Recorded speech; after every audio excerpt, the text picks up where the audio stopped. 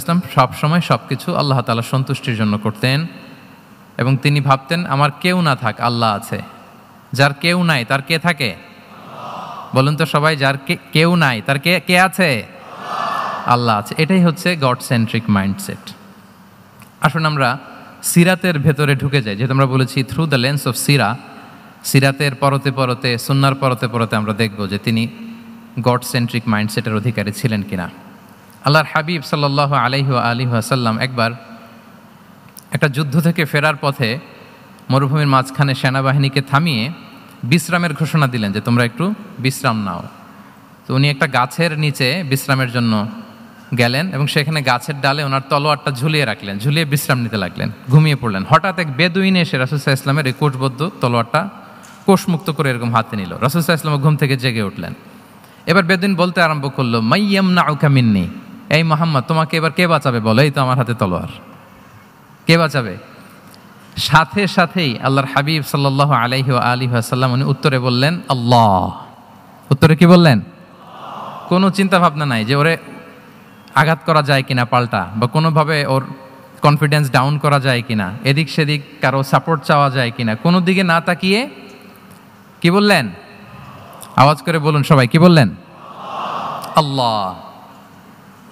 তাহলে এই যে this is the powerful example of god centric mindset. সবসময় তিনি আল্লাহ কেন্দ্রিক ছিলেন। সবসময় কি ছিলেন?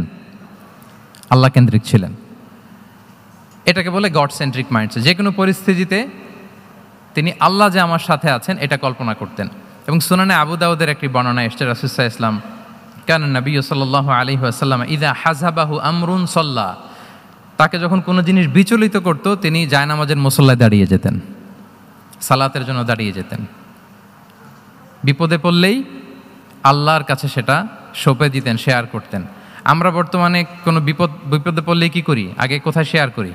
ফেসবুকে। বলেন, আমার জীবনে কোনো দুর্ঘটনা কিছু হইলেই আমরা কোথায় শেয়ার করি? করেন আপনারা? ফেসবুকে শেয়ার করেন? আসলে করা উচিত কার সাথে? হ্যাঁ, আমার স্ত্রীর সাথে শেয়ার করার আগেও শেয়ার করব কার সাথে? আমার বন্ধুর সাথে শেয়ার করার আগেও শেয়ার করব কার সাথে? আল্লাহর সাথে। আমরা যদি হিজরতের ঘটনাটাকে একটু অ্যানালাইজ করি তাহলে দেখব যে গারে সাউরে যখন আল্লাহ রাসূল সাল্লাল্লাহু আলাইহি ওয়াসাল্লাম এবং আবু বকর রাদিয়াল্লাহু তাআলা আনহু ওনারা আশ্রয় নিয়েছিলেন রাত্রিবেলায়, কুরাইশরা যখন খুঁজতেছিল, আবু বকর রাদিয়াল্লাহু তাআলা আনহু বলেন যে কুরাইশদের পা দেখা যাচ্ছে, ওরা যে হেঁটে যাচ্ছে, একটু উকি মারলেই আমাদেরকে দেখা যায়। তিনি অত্যন্ত ভীত সন্ত্রস্ত, তটস্থ, নিজের জন্য নয়, রাসূল সাল্লাল্লাহু আলাইহি ওয়াসাল্লামের সেফটির জন্য। রাসূল সাল্লাল্লাহু আলাইহি ওয়াসাল্লাম আবু বকর রাদিয়াল্লাহু তাআলা আনহুকে বলেন যে আবু বকর চিন্তা করো না, লা তাহসান ইন্নাল্লাহা মা'ানা, আবু বকর চিন্তা করো না, আল্লাহ আমাদের সাথে আছেন। সুবহানাল্লাহ। আমাদের সাথে কে আছেন? আল্লাহ আমাদের সাথে আছেন। এটা হচ্ছে গড সেন্ট্রিক মাইন্ডসেটের উদাহরণ। আপনার মনকে বুঝাতে হবে যে আল্লাহ আমার সাথে আছে। মনকে তুমি বুঝিয়ে বলো আল্লাহ আছে আমার সাথে। এই বাক্যটা মুখস্থ করা যাবে? মনকে তুমি বুঝিয়ে বলো আল্লাহ আছেন আমার সাথে। আপনার পুরো জীবনের সব কাজের সাথে যদি এই বাক্যটাকে মিলিয়ে ফেলতে পারেন দেখবেন যে কোনো কিছুই আপনার ক্ষতি করতে পারতেছে না। এটাকে বলে গড সেন্ট্রিক মাইন্ডসেট। আল্লাহ আমার সাথে আছেন, কেউ নাই কিন্তু আল্লাহ তাআলা আমার সাথে আছেন। এবং গড সেন্ট্রিক মাইন্ডসেটের সবচেয়ে বড় সুবিধা হচ্ছে আপনার মনে কখনো হতাশা কাজ করবে না, হতাশা বাঁধবে না, কারণ আপনার সাথে এক মহাশক্তিধরের কানেক্টিভিটি আছে। তিনি কে বলুন তো আওয়াজ করে? তিনি আল্লাহ। হতাশা আসবে না। এই যে আমাদের জাতীয় জীবনের এখন সবচাইতে বড় বড় সমস্যাগুলোর যদি আমরা লিস্ট করি, একটা বড় সমস্যা হচ্ছে ডিপ্রেশন, তাই না? আমরা ডিপ্রেশনে ভুগি না? আপনাদের ডিপ্রেশন হয় কখনো? আচ্ছা, ডিপ্রেশন কাকে বলে আগে বলে। ডিপ্রেশন হচ্ছে আপনার আর আপনার রবের মাঝে যে দূরত্ব, এটার নাম ডিপ্রেশন। আই রিপিট, আমার আর আমার রবের মাঝে যে গ্যাপ, আমাদের সম্পর্কের যে দূরত্ব, এটার নাম কি? ডিপ্রেশন। আপনি যত আল্লাহর সাথে সম্পর্ক জোরদার করতে পারবেন, ডিপ্রেশন আপনার থেকে দৌড়ে পালাবে। এজন্য আমাদের বিশ্বাসীদের জীবনে কোনো ডিপ্রেশন নাই। আছে? আমাদের ডিকশনারিতে কোনো ডিপ্রেশন আছে বলেন তো? আমাদের সাথে আল্লাহর সম্পর্ক কেমন বলেন? মজবুত? আলহামদুলিল্লাহ পড়ুন সবাই। তাহলে ডিপ্রেশন হচ্ছে আপনার আর আপনার রবের মাঝে যে দূরত্ব, এই দূরত্ব দূর করে দেন, ডিপ্রেশন আপনিই পালাবে। আচ্ছা, আমরা আরও কিছু সিরা থেকে ইনসিডেন্ট নিয়ে দেখি যে গড সেন্ট্রিক মাইন্ডসেটটা কেমন। দ্বিতীয় হিজরিতে যে বদরের যুদ্ধ হলো, সে বদরের যুদ্ধে ইবনে মাসউদ রাদিয়াল্লাহু তাআলা আনহু তিনি বর্ণনা করেন যে আল্লাহ রাসূল সাল্লাল্লাহু আলাইহি ওয়াসাল্লাম আগামীকাল যুদ্ধ এর আগের দিন রাতে তিনি হাত তুলে এরকম দোয়া করতেছিলেন। আমরা তো এইভাবে দোয়া করি, আল্লাহর হাবিব সাল্লাল্লাহু আলাইহি ওয়া আলিহি ওয়াসাল্লাম তিনি দোয়া করতে করতে ইমোশনালি হাত এরকম উঁচু করে হাত্তা ইউরা বায়াদু ইবতাইহি, বগলের শুভ্রতা দেখা যাচ্ছিল, উনি দোয়া করতেছিলেন আল্লাহুম্মা আনজিজলি মা ওয়া'আতানি, আল্লাহুম্মা আতিনি মা ওয়া'আতানি, আল্লাহ তুমি যে বিজয় দিবে বলে প্রতিশ্রুতি করেছিল ওই বিজয় আমাদেরকে দাও, ওই ভিক্টরি আমাদেরকে দাও, দোয়া করছিলেন। সাইয়েদনা আলী রাদিয়াল্লাহু তাআলা আনহু উনি বর্ণনা করছেন যে বদরের যুদ্ধের আগের রাতে আমরা সবাই ঘুমোচ্ছিলাম, কিন্তু রাসূল সাল্লাল্লাহু আলাইহি ওয়াসাল্লামকে দেখলাম যে না, উনি হাত তুলে শুধু আল্লাহর কাছে কান্না করছেন, দোয়া করছেন। আবু বকর রাদিয়াল্লাহু তাআলা আনহু উনি বলেন যে আমি যে দেখলাম যে তিনি ফজর পর্যন্ত দোয়া চালিয়েই যাচ্ছিলেন, দোয়া চালিয়েই যাচ্ছিলেন, দোয়া কন্টিনিউ করছিলেন তিনি। এবং দোয়া করতে করতে রাসূল সাল্লাল্লাহু আলাইহি ওয়াসাল্লাম এতটাই ইমোশনাল হয়ে গেলেন যে ওনার গায়ের চাদরটা নিচে পড়ে গেল। আবু বকর রাদিয়াল্লাহু তাআলা আনহু যে বলেন ইয়া নবী আল্লাহ কাফাকা মুনাশাদাতুকা রাব্বাক ফাইন্নাহু সায়ুনজিজু লাকা মা ওয়া'দাক, হে নবী যথেষ্ট, এনাফ ইজ এনাফ, অনেক হয়েছে নবী, আন্না আর কাঁদতে হবে না, আপনার রব আপনাকে ভিক্টরি বা বিজয় দান করবে ইনশাআল্লাহ। তাহলে দেখেন যুদ্ধের আগের রাতে সেনাপ্রধান কি করে, এই কৌশল ওই কৌশল, কোন দিক দিয়ে অ্যাটাক করা যাবে, ওয়ার স্ট্র্যাটেজি ঠিক করে, তার সাথে যারা আছে তাদের সাথে পরামর্শ করে। কিন্তু রাসূল সাল্লাল্লাহু আলাইহি ওয়াসাল্লাম সব কিছু সেট করে দিয়ে কার সাথে কানেক্টিভিটি করেছেন বলুন তো? আল্লাহর সাথে। This is called God centric mindset, আল্লাহ সেন্ট্রিক মাইন্ডসেট। আমার হৃদয়টা সবসময় কার সাথে জুড়ে থাকবে? আল্লাহর সাথে, কারণ উনি ছাড়া আমার কোনো ঠিকানাই নাই। এই যে একটা নাশিদ বাংলাদেশে আমি শুনেছিলাম, তুমি ছাড়া প্রভু আমি, শুনেছেন আপনারা? ঠিকানাবিহীন। এটাও মনে রাখতে হবে, মনকে তুমি বুঝিয়ে বলো আল্লাহ আছে আমার সাথে, এটাও যেমনি আমরা মনে রাখবো, এই বাক্যটা মনে রাখতে হবে যে প্রভু তুমি ছাড়া আমি, হ্যাঁ বলতে চান না কেন? তুমি ছাড়া আমি ঠিকানাবিহীন, উনি ছাড়া আমার কোনো ঠিকানাই নাই। তাহলে এই মেন্টালিটি যদি আমরা ধারণ করতে পারি, এটাকে বলে গড সেন্ট্রিক মাইন্ডসেট। তাহলে রাসূলুল্লাহ সাল্লাল্লাহু আলাইহি ওয়া আলিহি ওয়াসাল্লামের যে 12টা মাইন্ডসেটের কথা আমরা বলেছি, তার প্রথমটা হচ্ছে গড সেন্ট্রিক। প্রথমটা কি? সবাই বলুন আওয়াজ করে, প্রথমটা কি? মাশাআল্লাহ। আমি শেষে আবার জিজ্ঞেস করব যে কারা কারা বলতে পারেন দেখি। তাহলে একটা কভার করলাম। আল্লাহ তাআলা আমাদেরকে গড সেন্ট্রিক মাইন্ডসেট দান করুক। আমরা যে কোনো পরিস্থিতিতে যেভাবেই থাকি না কেন, আমরা বিপদে আপদে সবসময় ভরসা রাখবো কার উপর? এটাই হচ্ছে গড সেন্ট্রিক বা আল্লাহ সেন্ট্রিক মাইন্ডসেট। আচ্ছা, 2 নাম্বার মাইন্ডসেট হচ্ছে vision oriented mindset. Vision oriented mindset মানে হচ্ছে যার মধ্যে দূরদর্শিতা আছে, ফার সাইটেডনেস আছে, who can anticipate the future, যে ভবিষ্যৎ আগাম অনুমান করে ফেলতে পারে, সামনের পরিস্থিতিকে আগাম অনুমান করতে পারার যে যোগ্যতা বা দীর্ঘমেয়াদী চিন্তা করতে পারার যে ক্যাপাসিটি, এটাকে বলে ভিশন ওরিয়েন্টেড মাইন্ডসেট। এটা আল্লাহ রাসূল সাল্লাল্লাহু আলাইহি ওয়া আলিহি ওয়াসাল্লামকে আল্লাহ তাআলা দান করেছেন। উনি ভবিষ্যৎকে আগাম বুঝতে পারতেন, আগাম অনুমান করতে পারতেন, এবং সে অনুযায়ী তিনি স্ট্র্যাটেজি, প্ল্যান, পরিকল্পনা এটা তিনি সাজাতে পারতেন। এটাকে বলে ভিশন ওরিয়েন্টেড মাইন্ডসেট। এবার আসুন আমরা সিরাতের কিছু ইনসিডেন্টকে সামনে নিয়ে আসি যে তিনি কীরকম ভিশন ওরিয়েন্টেড মাইন্ডসেটের অধিকারী ছিলেন। আমরা সবাই হুদাইবিয়ার ঘটনা জানি না? কত হিজরিতে ঘটেছিল বলুন তো সবাই? হ্যাঁ, কত? 6 হিজরিতে। লাকাদ সাদাকাল্লাহু রাসূলাহুর রুইয়া বিল হক লাতাদখুলুন্নাল মাসজিদাল হারামা ইনশাআল্লাহু আমিনিন। রাসূল সাল্লাল্লাহু আলাইহি ওয়াসাল্লাম 6 হিজরিতে মদিনায় স্বপ্নে দেখলেন যে তিনি উমরা করতে যাচ্ছেন। তো নবীদের স্বপ্ন এটা কেবল স্বপ্ন নয়, এটা আল্লাহর পক্ষ থেকে ওয়াহি, রেভেলেশন, ওয়াহি। তো সেই হিসেবে তিনি 1400 সাহাবা নিয়ে উমরা করতে চলে গেলেন মক্কায়, কিন্তু মক্কাবাসী ঢুকতে দিল না, থামিয়ে দেয়া হলো। তো তখন একটা চুক্তি হয়েছিল, ভাইজান mobile should be in pocket. এই যে আপনি বলেছিলাম যে অডিয়েন্সে আমরা কেউ ভিডিও ধারণ করব না ইনশাআল্লাহ, আপনারা কথা দিয়েছিলেন আমরা 1-to-1 brain to brain connection করব, ভিডিও করবেন না প্লিজ।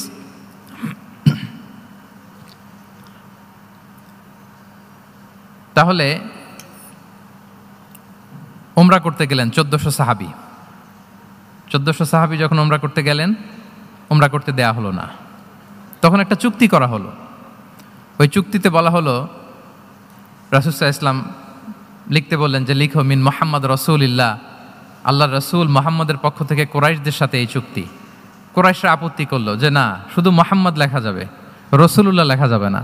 কারণ তুমি যে রাসূলুল্লাহ, আল্লাহর রাসূল, এটা যদি আমরা মেনে নেই তাহলে তোমার সাথে আর আমাদের দ্বন্দ্ব কিসের? আমরা তো ভাই ভাই হয়ে গেলাম। রাসূলুল্লাহ কাটো। সাহাবারা কেউ রাজি হয় না, বিশেষ করে ওমরে ফারুক রাদিয়াল্লাহু তাআলা, উনি রাজি হয় না, না না এটা কাটা যাবে না। রাসূল সাল্লাল্লাহু আলাইহি ওয়াসাল্লাম অনেক বলে কয়ে বুঝালেন যে না, দীর্ঘমেয়াদী চিন্তা করতে গেলে আমাদের এখন একটা শান্তি চুক্তির দরকার আছে, যাতে করে আমরা আমাদের গ্লোবাল নেভিগেশন সিস্টেম, দাওয়া সিস্টেমকে আরও স্ট্রং করতে পারি। অনেক বলে কয়ে রাসূলুল্লাহ কাটা হলো। এরপর তারা বলে চুক্তিতে লিখো যে এই বছর উমরা করতে দেয়া হবে না, এই বছর ফিরে যাবেন আপনারা সবাই। এটাও সাহাবারা রাজি হয় না, আল্লাহ রাসূল সাল্লাল্লাহু আলাইহি ওয়াসাল্লাম রাজি হলেন। আবার আরেকটা ক্লোজে লেখা হলো যে আগামী বছর আসলেও 3 দিনের বেশি থাকা যাবে না, সেটাও রাজি হয়ে গেল রাসূল সাল্লাল্লাহু আলাইহি ওয়াসাল্লাম। সাহাবারা রাজি হচ্ছেন না। এরপর মক্কা থেকে কোনো লোক মদিনায় গেলে মদিনাবাসী তাকে রাখতে পারবে না, ফেরত দিতে হবে। কিন্তু মদিনা থেকে কোনো লোক মক্কায় আসলে মক্কাবাসী তাকে ফেরত দিতে বাধ্য থাকবে না। দেখেন, একটার পর একটা মুসলমানদের বিরুদ্ধে সব ক্লোজ যাচ্ছে। কোনো সাহাবীরাই রাজি হচ্ছেন না, কিন্তু আল্লাহ রাসূল সাল্লাল্লাহু আলাইহি ওয়া আলিহি ওয়াসাল্লাম তিনি বললেন যে না, লিখো লিখো। উমরে ফারুক রাদিয়াল্লাহু তাআলা আনহু এতটাই রাগান্বিত হলেন, তিনি প্রশ্ন করলেন, ইয়া রাসূলুল্লাহ, আলাইসা আনতা নাবিয়্যুন হক? আপনি এই যে কম্প্রোমাইজের পর কম্প্রোমাইজ করে যাচ্ছেন, আপনি কি সত্য নবী নন, সত্য রাসূল নন? আলাসনা আলা দীনিন হক, আমরা কি সত্যের উপর প্রতিষ্ঠিত নই?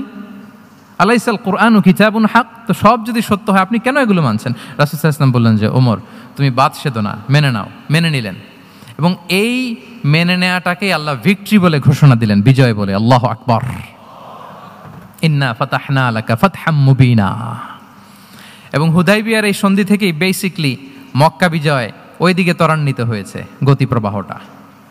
কারণ রাসূল সাল্লাল্লাহু আলাইহি ওয়াসাল্লাম অনেক দূর দেখেছেন, সাহাবারাই সামনের কিছু বিষয়ে তারা খেয়াল করছেন, কিন্তু রাসূলুল্লাহ সাল্লাল্লাহু আলাইহি ওয়া আলিহি ওয়াসাল্লাম তিনি অনেক দূর দেখতে পাচ্ছেন। আচ্ছা বলেন, 3 তলার উপর থেকে একজন একটা ভিউ দেখতে পায়, আর 30 তলা উপর থেকে আরেকজন একটা কন্ডোমিনিয়ামের উপর থেকে একটা পানোরামিক ভিউ দেখতে পায়, দুইজনের ভিউ দেখা কি একরকম হয়? বলেন, একরকম হবে? কখনোই হবে না। তাহলে 30 তলার উপর থেকে যিনি দেখবে তিনি একটা পানোরামিক ভিউ দেখবে, দ্য টোটাল সিনারিও তার কাছে ক্রিস্টাল ক্লিয়ার হবে, যেটা সাহাবা রিদওয়ানুল্লাহি তাআলা আলাইহিম আজমাইন ওনাদের কাছে ক্লিয়ার ছিল না। এবং ঠিকই এই যে এটা তো বেশি দিন স্থায়ীও হয়নি, 6ষ্ঠ হিজরি থেকে 8ম হিজরি, মাত্র 3 বছরের ব্যবধানে রাসূল সাল্লাল্লাহু আলাইহি ওয়াসাল্লাম যত রিজিওনাল সুপার পাওয়ার ছিল, ওয়ার্ল্ড সুপার পাওয়ার ছিল, পার্সিয়ান এম্পায়ার, তারপর Roman empire, Byzantine empire, Egyptian empire, সব এম্পায়ারদের কাছে চিঠি পাঠিয়েছেন, সালামুন আলা মান ইত্তাবা আল হুদা আসলিম তাসলাম। এবং ইসলামের এক্সপান্ড হয়েছে, ওনার গ্লোবাল নেভিগেশন সিস্টেম উনি চালু করেছেন। এর কারণ কি? উনি ছিলেন ভিশন ওরিয়েন্টেড মাইন্ডসেটের অধিকারী, দূরদর্শী, অনেক দূর দেখতে পেতেন, অনেক দূর তিনি দেখতে পেতেন, দীর্ঘমেয়াদী তিনি পরিকল্পনা করতে পারতেন। এটা হচ্ছে ভিশন ওরিয়েন্টেড মাইন্ডসেট যারা হয় তাদের ক্যারেক্টারিস্টিক্স বা ফিচার। আরও একটা উদাহরণ দেই, আপনারা কি বলতে পারেন যে আবিসিনিয়াতে নবুয়তি কত সালে সাহাবারা হিজরতে গিয়েছিল? বলতে পারবেন কেউ? হ্যাঁ, নবুয়তি কত সালে? 5ম সালে। হ্যাঁ, নবুয়তি 5ম বছর ওনারা আবিসিনিয়াতে, বর্তমানে যেটা ইথিওপিয়া বা ইরিত্রিয়া, সেখানে সাহাবারা হিজরতে গিয়েছিলেন। এবং আবিসিনিয়াতে এই যে হিজরতে গেল, তারা সবাই মিলে ফিরে এসেছিল মদিনায় কবে? এটা কি কেউ জানেন? যদি কেউ জানেন হাত তুলে আওয়াজ করে একটু বলতে হবে, একটু ইন্টারেক্টিভ সেশন হোক দেখি। আবিসিনিয়ায় যারা হিজরতে গিয়েছিলেন সব শেষে দল বল সহ সবাই পার্মানেন্টলি মদিনায় শিফট করেছেন কবে? জি, আল্লাহু আকবার, মাশাআল্লাহ মাশাআল্লাহ। বসুন। খায়বার বিজয়ের দিন এসেছিলেন। আবিসিনিয়াতে যারা হিজরতে গিয়েছিলেন তারা মদিনায় ব্যাগ এন্ড ব্যাগেজ সব কিছু নিয়ে খায়বার বিজয়ের সময়, মানে 7ম হিজরিতে এসেছিলেন। তো রাসূল সাল্লাল্লাহু আলাইহি ওয়াসাল্লাম যখন মক্কা থেকে মদিনায় হিজরত করলেন, সব সাহাবারা মদিনায় চলে আসছেন। মদিনায় এখন একটা ইসলামিক সোসাইটি, ইসলামিক স্টেট। বদরের যুদ্ধে মুসলমানদের বিজয়, খন্দকে বিজয়, খন্দক তো 5মে। তারপরে ওনারা কেন আসে না বলেন তো? আসেনি। 7ম হিজরিতে এসেছেন, জাফর রাদিয়াল্লাহু তাআলা আনহুর নেতৃত্বে, সাইয়েদনা আলী রাদিয়াল্লাহু তাআলা আনহুর আপন ভাই, বড় ভাই, ওনার নেতৃত্বে যখন 7ম হিজরিতে প্রায় ওখানে যাওয়ার 15 বছর পর যখন তারা সবাই ফিরলেন, রাসূল সাল্লাল্লাহু আলাইহি ওয়াসাল্লাম এত খুশি হলেন, তিনি বললেন, মা আদরি বিআইয়িহিমা আনা আফরাহ বিফাতহি খাইবার আও বিকুদুমি জাফর। আমি কোনটাতে বেশি খুশি আজকে আমি জানি না, খায়বার বিজয়ে বেশি খুশি না আমার ভাই জাফরকে পেয়ে বেশি খুশি। আল্লাহু আকবার, এত খুশি হয়েছিলেন। তো এখন এমনি তো মনে প্রশ্ন জাগে যে রাসূল সাল্লাল্লাহু আলাইহি ওয়াসাল্লাম যখন মদিনায় চলে আসলেন, কোরআনের আয়াতগুলো নাজিল হয়, সালাত ফরজ হলো, জাকাত আসলো, সব হলো, একটার পর একটা হচ্ছে, ইসলামিক স্টেট, তো ওনারাই কেন আবিসিনিয়াতে পড়ে আছেন? প্রশ্ন জাগে না? ওই সময় একটা ক্রাইসিস মোমেন্ট ছিল, তখন ওনারা গিয়েছিল আবিসিনিয়াতে, কিন্তু আসে না কেন? ওনারা এসেছেন 7ম হিজরিতে। এর কারণ আবিসিনিয়ায় কিছু মুসলিমদেরকে রেখে দেওয়া, এটা রাসূলুল্লাহ সাল্লাল্লাহু আলাইহি ওয়াসাল্লামের প্ল্যান বি ছিল। কি ছিল? Plan B. রাসূল সাল্লাল্লাহু আলাইহি ওয়াসাল্লাম অপেক্ষা করছিলেন যে মদিনাকে প্রথমে ইন্টারনাল যত থ্রেট আছে এগুলো থেকে মুক্ত করতে হবে, এরপরে মদিনাকে যত এক্সটার্নাল থ্রেট আছে এগুলো থেকে মুক্ত করতে হবে। সব যখন মুক্ত করে উনি দেখলেন যে না, মদিনা সেফ জোন, এখন আর আলাদা একটা বেইজ, একটা এক্সট্রা সেফ জোন বা এডিশনাল বেইজ আমার কোথাও দরকার নাই, তখনই তিনি লোক পাঠালেন যে যাও, জাফরের নেতৃত্বে আবিসিনিয়ায় যারা হিজরত করেছে তারা সবাই মদিনায় চলে আসো। সুবহানাল্লাহ বিহামদি। তাহলে একটা প্ল্যানে কাজ করতেন না। আমরা তো এরকম করি, একটাই প্ল্যান। প্ল্যান কয়টা? এটা যদি ওয়ার্ক না করে শেষ, আমও নাই, সালাও নাই। কিন্তু রাসূলুল্লাহ সাল্লাল্লাহু আলাইহি ওয়া সাল্লামের প্ল্যান এ ছিল, প্ল্যান বি ছিল, প্ল্যান সি ছিল। প্ল্যান এ ওয়ার্ক না করলে প্ল্যান বিতে যেতেন, বি ওয়ার্ক না করলে সিতে যেতেন, এইভাবে তিনি কাজ করতেন। তাহলে এটা হচ্ছে বেসিকলি ভিশন ওরিয়েন্টেড মাইন্ডসেটের অধিকারী যারা, তারা এটা করে, যারা ফিউচারকে অ্যান্টিসিপেট করতে পারে, আগাম অনুভব করতে পারে যে কি হতে পারে সামনে। এই যে বাংলাদেশের বিভিন্ন প্ল্যান পরিকল্পনায় আমরা দেখা যায় যে এখান দিয়ে একটা ব্রিজ করে পরে ভাঙতে হয়, রাস্তা একটা তৈরির পরে ভাঙতে হয়, কোথায় এক টানেল হয়ে আছে প্রতি মাসে মাসে এখন লস হয়, তারপর 1 ঘন্টা বৃষ্টি হলে পুরো ঢাকা শহর এটা বন্যা হয়ে যায়। এগুলো হচ্ছে একাধিক প্ল্যান না থাকা, ভিশনারি অ্যাটিটিউডের অধিকারী না হওয়ার কারণে এই ঝামেলাগুলো আমাদের হচ্ছে। তো প্রফেটিক সিরার এই প্রফেটিক মাইন্ডসেট থেকে আমাদের নেয়ার বিষয় হচ্ছে এটা, যে আমাদেরকে ভিশনারি অ্যাটিটিউডের হতে হবে। রাসূল সাল্লাল্লাহু আলাইহি ওয়াসাল্লাম ভিশন ওরিয়েন্টেড মেন্টালিটির ছিলেন। আগাম, আজ থেকে 50 বছর পরে বাংলাদেশে কি ক্রাইসিস হতে পারে, আজ থেকে ঠিক 100 বছর পরে বাংলাদেশে কি হতে পারে, ওই রোডম্যাপকে সামনে রেখে আমাদেরকে প্ল্যান করতে হবে। এটাকে বলে ভিশন ওরিয়েন্টেড মাইন্ডসেটের অধিকারী হওয়া। তাহলে 12টা মাইন্ডসেটের কয়টা আমরা কভার করলাম বলেন তো? প্রথমটা কি ছিল? গড সেন্ট্রিক বা আল্লাহ সেন্ট্রিক। দ্বিতীয়টা ভিশন ওরিয়েন্টেড মাইন্ডসেট। 3 নাম্বার হচ্ছে উইজডম ড্রিভেন মাইন্ডসেট। উইজডম মানে হচ্ছে প্রজ্ঞা। প্রজ্ঞা কি? জ্ঞান আর কমন সেন্স দুইটা একসাথে হইলে ওইটারে প্রজ্ঞা বলে। When the knowledge and common sense join together, it reflects as wisdom. আপনার জ্ঞান এবং আপনার কমন সেন্স একসাথে হইলে ওইটা উইজডম হয়ে যায়। রাসূল সাল্লাল্লাহু আলাইহি ওয়াসাল্লাম ছিলেন প্রজ্ঞায় সমৃদ্ধ এক মননের অধিকারী। ওনার সব কিছুতেই প্রজ্ঞা ছিল, প্রজ্ঞা ছিল। উইজডম ইন গিভিং অ্যাডভাইস, উপদেশ দেওয়ার সময় ছিল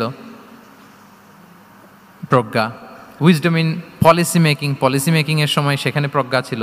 wisdom in action strategic plan, কোনো স্ট্র্যাটেজিক প্ল্যানের ক্ষেত্রে প্রজ্ঞা ছিল। রাসূল সাল্লাল্লাহু আলাইহি ওয়াসাল্লাম একই প্রশ্নের উত্তর এক একজনকে এক একভাবে দিতেন। অনেক সাহাবারা জিজ্ঞেস করতেন যে রাসূলুল্লাহ একই প্রশ্ন, একে বললেন এইটা, ওরে বললেন ওইটা, ওরে বললেন আরেকটা, এটা কেন? তো রাসূল সাল্লাল্লাহু আলাইহি ওয়াসাল্লাম বললেন যে আমি জানি ওর কিসে ঘাটতি, আমি জানি ওর কি প্রয়োজন, আমি জানি ওকে কোন নাসিহাটা দিলে কাজ করবে, ফলে এক একজনকে আমি এক একভাবে ক্লারিফাই করেছি। আল্লাহু আকবার। This is called wisdom. আচ্ছা, উইজডম, রাসূল সাল্লাল্লাহু আলাইহি ওয়াসাল্লাম যে উইজডম ড্রিভেন মাইন্ডসেটের অধিকারী ছিলেন, এটার কয়েকটা এক্সাম্পল আমরা সিরাত থেকে দেখি। মক্কা বিজয় হয়েছে কত হিজরিতে? কত?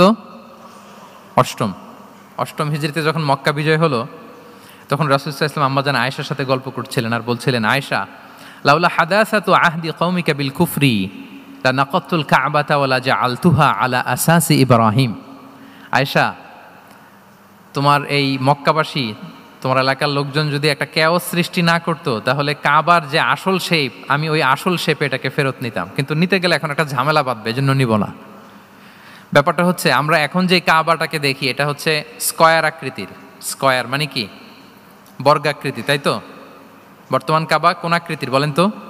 একটা বড় কিউবের সাইজ না? দূর থেকে দেখলে মনে হয় একটা বড় কিউবের সাইজ, কিউবের আকৃতি মানে স্কয়ার, চতুর্ভুজ। কিন্তু সাইয়েদনা ইব্রাহিম আলাইহিস সালাম যে কাবা নির্মাণ করেছিলেন, এটা কিন্তু এরকম কিউব ছিল না, ওটা ছিল রেক্ট্যাঙ্গেল। রেক্ট্যাঙ্গেল ছিল, মানে আয়তাকৃতির ছিল, এরকম লম্বা। এই যে এই টেবিলটা যেরকম, টেবিলের যে শেপ এরকম ছিল, এরকম লম্বা কাবাঘর ছিল আয়তাকৃতির। কিন্তু এখন এটা কমে স্কয়ার আকৃতির হয়ে গেছে। এর কারণটা কি? কাবা একবার ওখানে অগ্নিকাণ্ড ঘটার কারণে ধ্বংস হয়েছিল, ফলে কাবাকে আবার রিনোভেশন করা লেগেছিল, পুনর্নির্মাণ। তো কোরাইশা সিদ্ধান্ত নিয়েছিল কাবা পুনর্নির্মাণে আমরা কোনো হারাম টাকা ইউজ করব না, যার কাছে যত হালাল টাকা আছে নিয়ে আসা হলো। কিন্তু হালাল টাকা যতটুকু জমা হয়েছে এটা দিয়ে পুরো কাবা নির্মাণ হয় না, অর্ধেক হয়। ফলে কাবা যে আয়তাকৃতির ছিল সেটা না হয়ে গেছে কি বলেন, বর্গাকৃতির, মানে স্কয়ার। ওই স্কয়ার কাবাই আজ পর্যন্ত রয়ে গেছে। কিন্তু ওই যে আয়তক্ষেত্রের যে শেপের মধ্যে যতটুকু জায়গা বাকি ছিল ওইখানে দেখবেন একটা ক্রিসেন্টের মতো আছে, হেজরে ইসমাইল, হাতিমে কাবা বলে। ওইটার ভিতরে নামাজ পড়া আর কাবার ভিতরে নামাজ পড়া একই হুকুম। ওইটার ভিতরে নামাজ পড়া আর কাবার ভিতরে নামাজ পড়া কি একই হুকুম। ফলে ওই হাতিমের ভেতরে ফরজ সালাত আদায় হয় না, নফল সুন্নাত পড়া যায়। এমনকি কাবার ভেতরেও ফরজ সালাত আদায় করলে আদায় হবে না, কারণ নামাজের ফরজের মধ্যে একটা ফরজ হচ্ছে ইলা জিহাতিল কাবা, টু দ্য ডাইরেকশন অফ কেবলা। আপনার কেবলা মুখী হইতে হবে না। আপনি তো কাবার ভিতরে ঢুকে গেছেন, এখন কাবা কোন দিকে? কাবা তো নাই, বের হইতে হবে। বের হয়ে কাবামুখী হলে সালাত হবে। I think you got the point. তো তাহলে রাসূল সাল্লাল্লাহু আলাইহি ওয়াসাল্লামের উইজডম বা প্রজ্ঞাটা এখানে দেখেন। আম্মাজান আয়েশা রাদিয়াল্লাহু তাআলা আনহাকে উনি বললেন যে আয়েশা, মক্কা তো বিজয় হলো, মক্কার কন্ট্রোল তো এখন আমার হাতে। চাইলে আমি কাবাকে ভেঙে সেই ইব্রাহিম আলাইহিস সালামের যে বেইজ ওরকম লম্বা করে শেপ দিতে পারি, কিন্তু দিব না।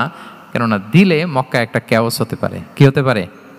কারণ তারা একেবারে ভেরি রিসেন্ট মুসলমান হয়েছে, তারা না বুঝেই বলবে যে সেই আদি কাবা, মোহাম্মদ এই কাবার অপমান করেছে, কাবাকে ভুলুণ্ঠিত করেছে, সম্মানকে নষ্ট করেছে, এরকম একটা কোশ্চেন রাইজ করতে পারে। এই জন্য আমি করলাম না। সুবহানাল্লাহ, দিস ইজ কল্ড উইজডম। এটাকে কি বলে? প্রজ্ঞা। এটাকে প্রজ্ঞা বলে। তাহলে আপনার জ্ঞান এবং আপনার কমন সেন্স দুইটা যখন কানেক্ট করে তখন সেটা প্রজ্ঞা হয়। প্রজ্ঞার আরেকটা উদাহরণ যদি দেই সিরাত থেকে, রাসূল সাল্লাল্লাহু আলাইহি ওয়াসাল্লামের যে কনফ্লিক্ট রিজলভিং ক্যাপাসিটি ছিল, যখন কাবাকে পুনর্নির্মাণ করা হচ্ছে তখন হাজরে আসওয়াদকে বের করা লেগেছিল, এবং রিনোভেশন শেষে আবার হাজরে আসওয়াদকে তার জায়গা মতো, মানে ব্ল্যাক স্টোন যেটাতে চুমু দিলে মানুষের গুনাহ মাফ হয়ে যায়, হাজরে আসওয়াদ চিনতে পেরেছেন না? চুমু দিতে পেরেছেন আপনারা? হ্যাঁ, ওরে আল্লাহ, অনেকে দিয়েছে, তো আমি দিতে পারি না এখনো। ওখানে যে ভিড় থাকে, ওই ধাক্কাধাক্কি করে মনে হয় যে না, হজ বা উমরার যে মূল অ্যাসেন্স বা স্পিরিট ওইটা বোধহয় নষ্ট হয়ে যায়। এই জন্য অনেকবার ট্রাই করেও, এবার আমার সাথে একটা 8 জনের গ্রুপ ছিল, খুব নাদুস লম্বা চূড়া। তো বলতেছে শায়েক আপনার কোনো টেনশন করা লাগবে না, আসেন। তো ওরা যেরকম ধাক্কাধাক্কি শুরু করছে ওইটা দেখি আমার আর সাহস হয় নাই। বলছে যে ভাই আমি মাফও চাই, দোয়াও চাই, আমার করা লাগবে না, ওই দূর থেকে ইশারা দিলেই হবে। তো এটা অনেকে ভুল করে ফেলে। অনেক বোনেরা যাদের জন্য হেজাব নিকাব মেনটেন করা হচ্ছে ফার্জ, পর্দার কোনো বালাই নাই, পুরুষের সাথে ধাক্কা ধাক্কি করে তার শরীর মিশে যাচ্ছে, গা মিশে যাচ্ছে, ধাক্কা ধাক্কি করে একটা সুন্নতের জন্য ফরজকে স্যাক্রিফাইস করে ফেলতেছে। মানে ফোকাস ঠিক নাই আর কি, কোথায় যে কোনটা করতে হবে ওইটাই ভুলে গেছে। তো এই হাজরে আসাদ পাথরকে আবার জায়গা মতো রাখতে হবে। এখন কে রাখবে এই নিয়ে মারামারি মক্কায়। বড় বড় 4টা গোত্র বলে, এই গোত্র বলে আমি রাখবো, এই গোত্র বলে আমি রাখবো, আরেক গোত্র বলে রক্তের গঙ্গা বইয়ে দেব মক্কায়, কিন্তু এই সম্মান অন্যকে নিতে দিব না, কারণ ইটস ভেরি প্রেস্টিজিয়াস ইস্যু যে আমাদের গোত্র এই ব্ল্যাক স্টোন হাজরে আসওয়াদকে নিয়ে জায়গা মতো রেখেছে, এটা কাউকে দিব না। তো সবাই যখন মারমুখী, তখন আল্লাহ রাসূল সাল্লাল্লাহু আলাইহি ওয়া আলিহি ওয়াসাল্লাম তিনি সমাধান দিলেন যে মারামারির দরকার নাই, একটা চাদর নিয়ে আসো। নিয়ে আসা হলো। 4 গোত্রের 4 লিডারকে বললেন চাদরের 4 কোণা ধরো। 4 জন 4 কোণা ধরলো। রাসূল সাল্লাল্লাহু আলাইহি ওয়াসাল্লাম তিনি পাথরটা নিয়ে মাঝখানে রাখলেন। এবার 4 নেতাকে বললো আসো, জাতীয় 4 নেতা চলে আসো, কাবার সামনে চলে আসলো। এরপরে আল্লাহ রাসূল সাল্লাল্লাহু আলাইহি ওয়াসাল্লাম ওনার মোবারক হাত দিয়ে, বরকতময় হাত দিয়ে হাজরা আসওয়াদকে নিয়ে নিজ হাতে রাখলেন। এবার সবাই হ্যাপি, কারণ অংশগ্রহণ করতে পারছে। আসলে মূল স্ট্যাটাস কিন্তু চলে গেছে রাসূলের দিকে, নাকি? ওরা তো এটা টাচও করতে পারে নাই, পারছে? ওরা চাদর ধরেই হ্যাপি, কিন্তু পাথরটা ধরেছিল কে? রাসূল সাল্লাল্লাহু আলাইহি ওয়াসাল্লাম। চাদরে রেখেছিল কে? রাসূল সাল্লাল্লাহু আলাইহি ওয়াসাল্লাম। চাদর থেকে নিয়ে আবার কাবা ঘরে সেট করেছিল কে? রাসূলুল্লাহ সাল্লাল্লাহু আলাইহি ওয়া আলিহি ওয়াসাল্লাম। এভাবে উনি কনফ্লিক্ট রিজলভ করতেন থ্রু হিজ উইজডম, ওনার প্রজ্ঞার মধ্য দিয়ে। আমরা যদি তায়েফের ঘটনা দেখি, রক্তাক্ত হয়েছেন, পাহাড়রক্ষী ফেরেশতারা এসে বলেছে রাসূলুল্লাহ জাস্ট অর্ডার করেন, আমরা কলাপস করবো এমনভাবে the entire Taif city will be collapsed, একেবারে স্ম্যাশ করে দিব, পাউডার হয়ে যাবে। রাসূল সাল্লাল্লাহু আলাইহি ওয়াসাল্লাম বললেন, না, বাল আরজু আন ইউখরিজাল্লাহু মিন আসলাবিহিম মান ইয়াবুদুল্লাহা ওয়াহদাহু ওয়া লা ইউশরিকু বিহি শাইআ। তিনি বললেন, না, ওদেরকে ধ্বংস করে দিও না। ওদেরকে ধ্বংস করলে লা ইলাহা পড়বে কে? সুবহানাল্লাহ। কি উইজডম ড্রিভেন ছিলেন উনি। উনি বলেন যে আমি আশা করি, প্রত্যাশা রাখি, দোয়া করি যে ওরা আমাকে প্রত্যাখ্যান করেছে, কিন্তু ওদের যে নেক্সট জেনারেশন, ওরা সাক্ষী দেবে আশহাদু আল্লাহ ইলাহা ইল্লাল্লাহ ওয়া আশহাদু আন্না মুহাম্মাদার রাসূলুল্লাহ। এবং তাই হয়েছে। এখন তায়েফে যান, চারদিক থেকে আল্লাহু আকবার ধ্বনিতে মুখরিত তায়েফ। এবং এত চমৎকার শহর, এটা একটা ট্যুরিস্ট ডেস্টিনেশন হয়ে গেছে। সৌদি আরবিয়াতে যারা যায়, তায়েফ না গেলে লোকদের ভালো লাগে না। ঠান্ডা, সবুজ শ্যামল, রেইনফল হয়, ফলমূল পাওয়া যায়। আব্দুল্লাহ ইবনে আব্বাস রাদিয়াল্লাহু তাআলা আনহুর স্মৃতিধন্য মসজিদ আছে, অনেকগুলো ইউনিভার্সিটি আছে, ইসলামিক ইনস্টিটিউশন আছে। এই যে নয়নাভিরাম তায়েফ, এটা রাসূল সাল্লাল্লাহু আলাইহি ওয়াসাল্লামের উইজডমের ফসল। ঠিক কিনা বলেন? ওই দিন যদি রাগের চোটে বলতো যে হ্যাঁ দাও, স্ম্যাশ করে দাও, তাইলে এই যে যারা শাহাদা পড়েছে, নও মুসলিম হয়েছে, এটা কিন্তু হতো না। তাহলে এটা হচ্ছে রাসূল সাল্লাল্লাহু আলাইহি ওয়াসাল্লামের প্রজ্ঞার একটা উদাহরণ। আর একটা উদাহরণে যাই। রাসূল সাল্লাল্লাহু আলাইহি ওয়াসাল্লাম যখন আকাবার দ্বিতীয় শপথ করে ফেললেন ইয়াসরিববাসীর সাথে, তখনও মদিনা হয়নি, তো তখন মদিনাবাসী বলল যে রাসূলুল্লাহ, আপনি তো এখনো হিজরত করবেন না, তো আমাদেরকে কোরআন শিখাবে কে, সালাত শিখাবে কে? আপনি একজন দায়ী পাঠান, আমাদের সাথে একজন টিচার দেন। রাসূল সাল্লাল্লাহু আলাইহি ওয়াসাল্লাম তখনও মদিনাতে হিজরতে যাননি, আমাদের সাথে একজন দায়ী পাঠাবেন। তো রাসূল সাল্লাল্লাহু আলাইহি ওয়াসাল্লাম একজনকে দায়ী হিসেবে পাঠিয়েছিলেন। বলেন ওই দায়ীর নাম কি? কি নাম? মুসআব ইবনে উমাইর রাদিয়াল্লাহু তাআলা আনহু, যিনি উহুদের যুদ্ধে শহীদ হয়েছিলেন, উনাকে পাঠিয়েছিলেন। দেখেন, উনি আবু বকর রাদিয়াল্লাহু তাআলা আনহুকে পাঠান নাই, পাঠিয়েছেন ওমরে ফারুককে, ওসমান রাদিয়াল্লাহু তাআলা আনহু, আলী রাদিয়াল্লাহু তাআলা আনহু। কাউকে পাঠাইছেন? কারে পাঠালেন? মুসআবকে। এর কারণ হচ্ছে উনি দেখতে খুব স্মার্ট ছিলেন, খুব ড্যাশিং ফেসের অধিকারী ছিলেন, এলিট ফ্যামিলি, মক্কার এলিট ফ্যামিলির একজন যুবক ছিলেন। এবং উনি সবচাইতে দামি দামি পারফিউম কালেক্ট করে ওইটা দিতেন। উনি মক্কার কোনো রাস্তা দিয়ে হেঁটে গেলে লোকজন বুঝতো এই রাস্তা দিয়ে কিছুক্ষণ আগে হেঁটে গিয়েছে মুসআব ইবনে উমাইর। সুবহানাল্লাহ। আমরা বাংলায় বলি না যে আগে দর্শনদারি পরে গুণবিচারী? এই কথাটার সাথে পরিচিত আপনারা? আগে দর্শনদারি পরে গুণবিচারী। আল্লাহ তাআলা এক একজনকে আমাদেরকে এক এক অবয়বে সৃষ্টি করেছেন। হুয়াল্লাযী ইউসাউবিরুকুম ফিল আরহামি কাইফা ইয়াশা। আল্লাহর একটা নাম হচ্ছে তিনি আল মুসাউবির, দ্য ডিজাইনার। মায়ের গর্ভে থাকতেই আমাদের কার চেহারা, কার কণ্ঠস্বর, কার স্কিন কালার, কে কীরকম হব, সব ফিক্স তিনি ঠিক করে দিয়েছেন। এটা আল্লাহর দেয়া। কিন্তু রাসূল সাল্লাল্লাহু আলাইহি ওয়াসাল্লামের উইজডমের ব্যাপার হচ্ছে তিনি আবু বকর রাদিয়াল্লাহু তাআলা আনহু, ওমর রাদিয়াল্লাহু তাআলা আনহু, ওসমান আলী, কাউকে চুজ না করে কাকে পাঠালেন? মুসআব ইবনে উমাইরকে। যে তাকে দেখলেই সবাই আগে পাগল হয়ে যায়, মানে ইমপ্রেস হয়ে যায়। হ্যাঁ, ফার্স্ট ইমপ্রেশনটা তার খুব ভালো, খুব ভালো। উনি মুসআব ইবনে উমাইরকে পাঠালেন এবং যেই প্ল্যান সেই কাজ। উনি যে পুরো মদিনা কাঁপায় ফেলছেন, মাশাআল্লাহ। মদিনার ঘরে ঘরে উনি ইসলামের বার্তা পৌঁছে দিয়েছেন। এবং স্বয়ং রাসূলুল্লাহ সাল্লাল্লাহু আলাইহি ওয়াসাল্লামের আগে তিনি মদিনাতে জুমার নামাজ পড়েছিলেন। কারণ জুমার বিধান আসছে, কিন্তু মক্কা এমন একটা ল্যান্ড যেখানে এখনো জুমা পড়া আবশ্যক হয় নাই, চারদিকে কুফর বেষ্টিত। তো রাসূল সাল্লাল্লাহু আলাইহি ওয়াসাল্লাম লোক পাঠিয়েছেন যে জুমার বিধান এসছে, মুসাব তুমি কিন্তু মদিনায় যারা আছে তাদেরকে নিয়ে জুমা পড়ে ফেলো। তো মুসাব রাদিয়াল্লাহু তাআলা আনহু স্বয়ং রাসূলুল্লাহ সাল্লাল্লাহু আলাইহি ওয়াসাল্লামের আগে রাসূল সাল্লাল্লাহু আলাইহি ওয়াসাল্লামের পারমিশন নিয়ে মদিনাতে জুমা কায়েম করে ফেলছে। সুবহানাল্লাহ। এত আসতে বললে হবে? সুবহানাল্লাহি ওয়া বিহামদিহি। দেখেন, উইজডম ড্রিভেন পার্সোনালিটির অধিকারী ছিলেন, প্রজ্ঞার অধিকারী ছিলেন, অন্য কাউকে পাঠাননি। কাকে পাঠিয়েছেন? মুসআব ইবনে উমাইর। তাহলে উনি যেই কাজটাই করতেন, যেটা বলতেন, যেটাতে এঙ্গেজ হতেন, এর নেপথ্যে প্রজ্ঞা ছিল। কি ছিল ভাই? উইজডম ছিল। আল্লাহ যেন সেই উইজডম আমাদেরকে দান করেন, আল্লাহ যেন সেই প্রজ্ঞা দিয়ে আমাদেরকে সমৃদ্ধ করেন। আমরা সবাই পড়ি আমিন। তাহলে কয়টা গেল? 3টা। 4 নাম্বার হচ্ছে রিফর্ম সেন্ট্রিক মাইন্ডসেট। মানে রাসূল সাল্লাল্লাহু আলাইহি ওয়াসাল্লাম সংস্কারবাদী ছিলেন আর কি।